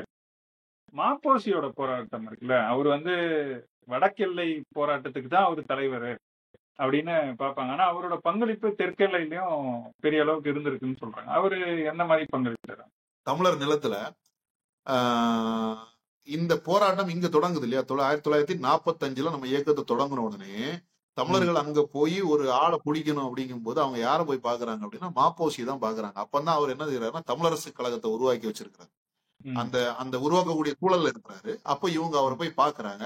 அதற்கு பிறகுதான் நம்ம என்ன பண்றோம்னா இந்த எல்லை போராட்டத்திற்கான தேவையை உணர்ந்து நம்ம ஒரு இடமா போக ஆரம்பிக்கிறோம். இப்போ மாப்போசி அப்படி போக ஆரம்பிச்சவர் தான் அவர் எங்க போய் பாக்குறாருன்னா கேவி விநாயகம் இந்த ஆள்கள் எல்லாம் போய் பார்த்து அங்க வந்து தமிழர்கள் தெலுங்கர்களாகவே மாற்றப்பட்டுட்டாங்க. இங்கேயாவது நாங்க மாற மாட்டோம்னு சண்டை போட்டுக்கிட்டு இருந்தோம். அதை சொல்ல போனீங்கன்னா கேவி விநாயகத்துக்கு தமிழ் பேச தெரியாது. இந்த போராட்டத்துல ஆமா ஒண்ணு இல்ல, ஒரு 3 நாட்களுக்கு முன்னாடி ஒரு தம்பி ஒருத்தன் கிட்ட நான் வந்து இந்த விஷயத்த பேசிட்டு இருக்கும் போது கேவி விநாயகம் வந்து தெலுங்கர் தானே அப்படின்னு கேக்குறாப்ல. அதாவது கேவி விநாயகம் ரெட்டி தானே அப்படின்னு என்கிட்ட கேட்கிறார். நான் தம்பி அவர் ரெட்டி இல்ல, அவர் என்ன சாதி, அவர் வந்து ஒரு தமிழர், அவர் தமிழ் தெரிய முடியாத அளவுக்கான ஒரு சிக்கல்ல மாட்டிக்கிட்டு இருந்தாரு. பிற்காலத்துல அவர் ஒரு பெரிய போராட்ட தளபதியா இருந்து அந்த போராட்டத்தை இது பண்ணாரு அப்படின்னு சொன்னேன். அப்போ மாப்போசி என்ன பண்றாருன்னா அங்க போய் பாக்குறாரு, சூழ்நிலையை பாக்குறாரு. திருப்பதி வரைக்கும் அந்த சூழல் வந்து என்ன பண்ணுதா தமிழர்களை மொத்தமா தெலுங்கரா மாத்தி வச்சிருக்கு. அவர் வந்து அந்த இடத்துல ஸ்ட்ராங்கா நிக்கிறாரு. ஏன்னா அவரோட தலைமை இடம் சென்னையா இருக்கு. ஆனா அவர் என்ன பண்றாரு அப்படின்னா இங்க வந்துட்டு போறாரு. 46லயே வந்துட்டாரு. இங்க ஒரு பிரச்சனை இருக்கு, தமிழர்கள் இப்படி இருக்காங்க அப்படிங்கணுன்னே அவர் 46ல அவரோட முதல் பயணம். 45ல திருவாங்கூர் தமிழ்நாடு காங்கிரஸ் தொடங்கப்படுது. சாம் நத்தானியேல் உள்ளிட்ட தலைவர்கள் அங்க போய் பாக்குறாங்க. பார்த்த உடனே அவர் அங்கிருந்து கிளம்பி என்ன பண்றாரு, இங்க வந்துட்டு இங்க வந்து பேசுறாரு. பிறகு அவர் தான் ஒரு இணைப்பு பாலம். அவரோட பத்திரிகைகள், அவரோட எழுத்துக்கள், இது எல்லாமே வந்து என்ன பண்ணுதுன்னா தொடர்ந்து அவர் ஒரு சுயாட்சி தமிழ்நாட்டுக்கான ஒரு பெரிய சிந்தனை ஓட்டத்துல இருந்தவர். அவரோட அரசியலை வந்து நம்ம வந்து பிற்காலத்துல ஒரு 60களுக்கு அப்புறம் அவரோட அரசியலை நம்ம ஒதுக்கி வச்சிடலாம். ஆனா அதுக்கு முன்னாடி அவரு தான் வந்து இன்னைக்கு வந்து நம்ம எப்படி சொல்லணும்னா இப்ப மாநில சுயாட்சி தலைவர், மாநில சுயாட்சி தந்தை அப்படின்னு எல்லாம் ஒரு ஆளுக்கு பட்டம் கொடுக்கணும்னா அவருதான். அவரு வந்து இந்த ரெண்டையும் இணைச்சாரு, ஒட்டுமொத்த பகுதிகளுக்கும் கொண்டு போனாரு.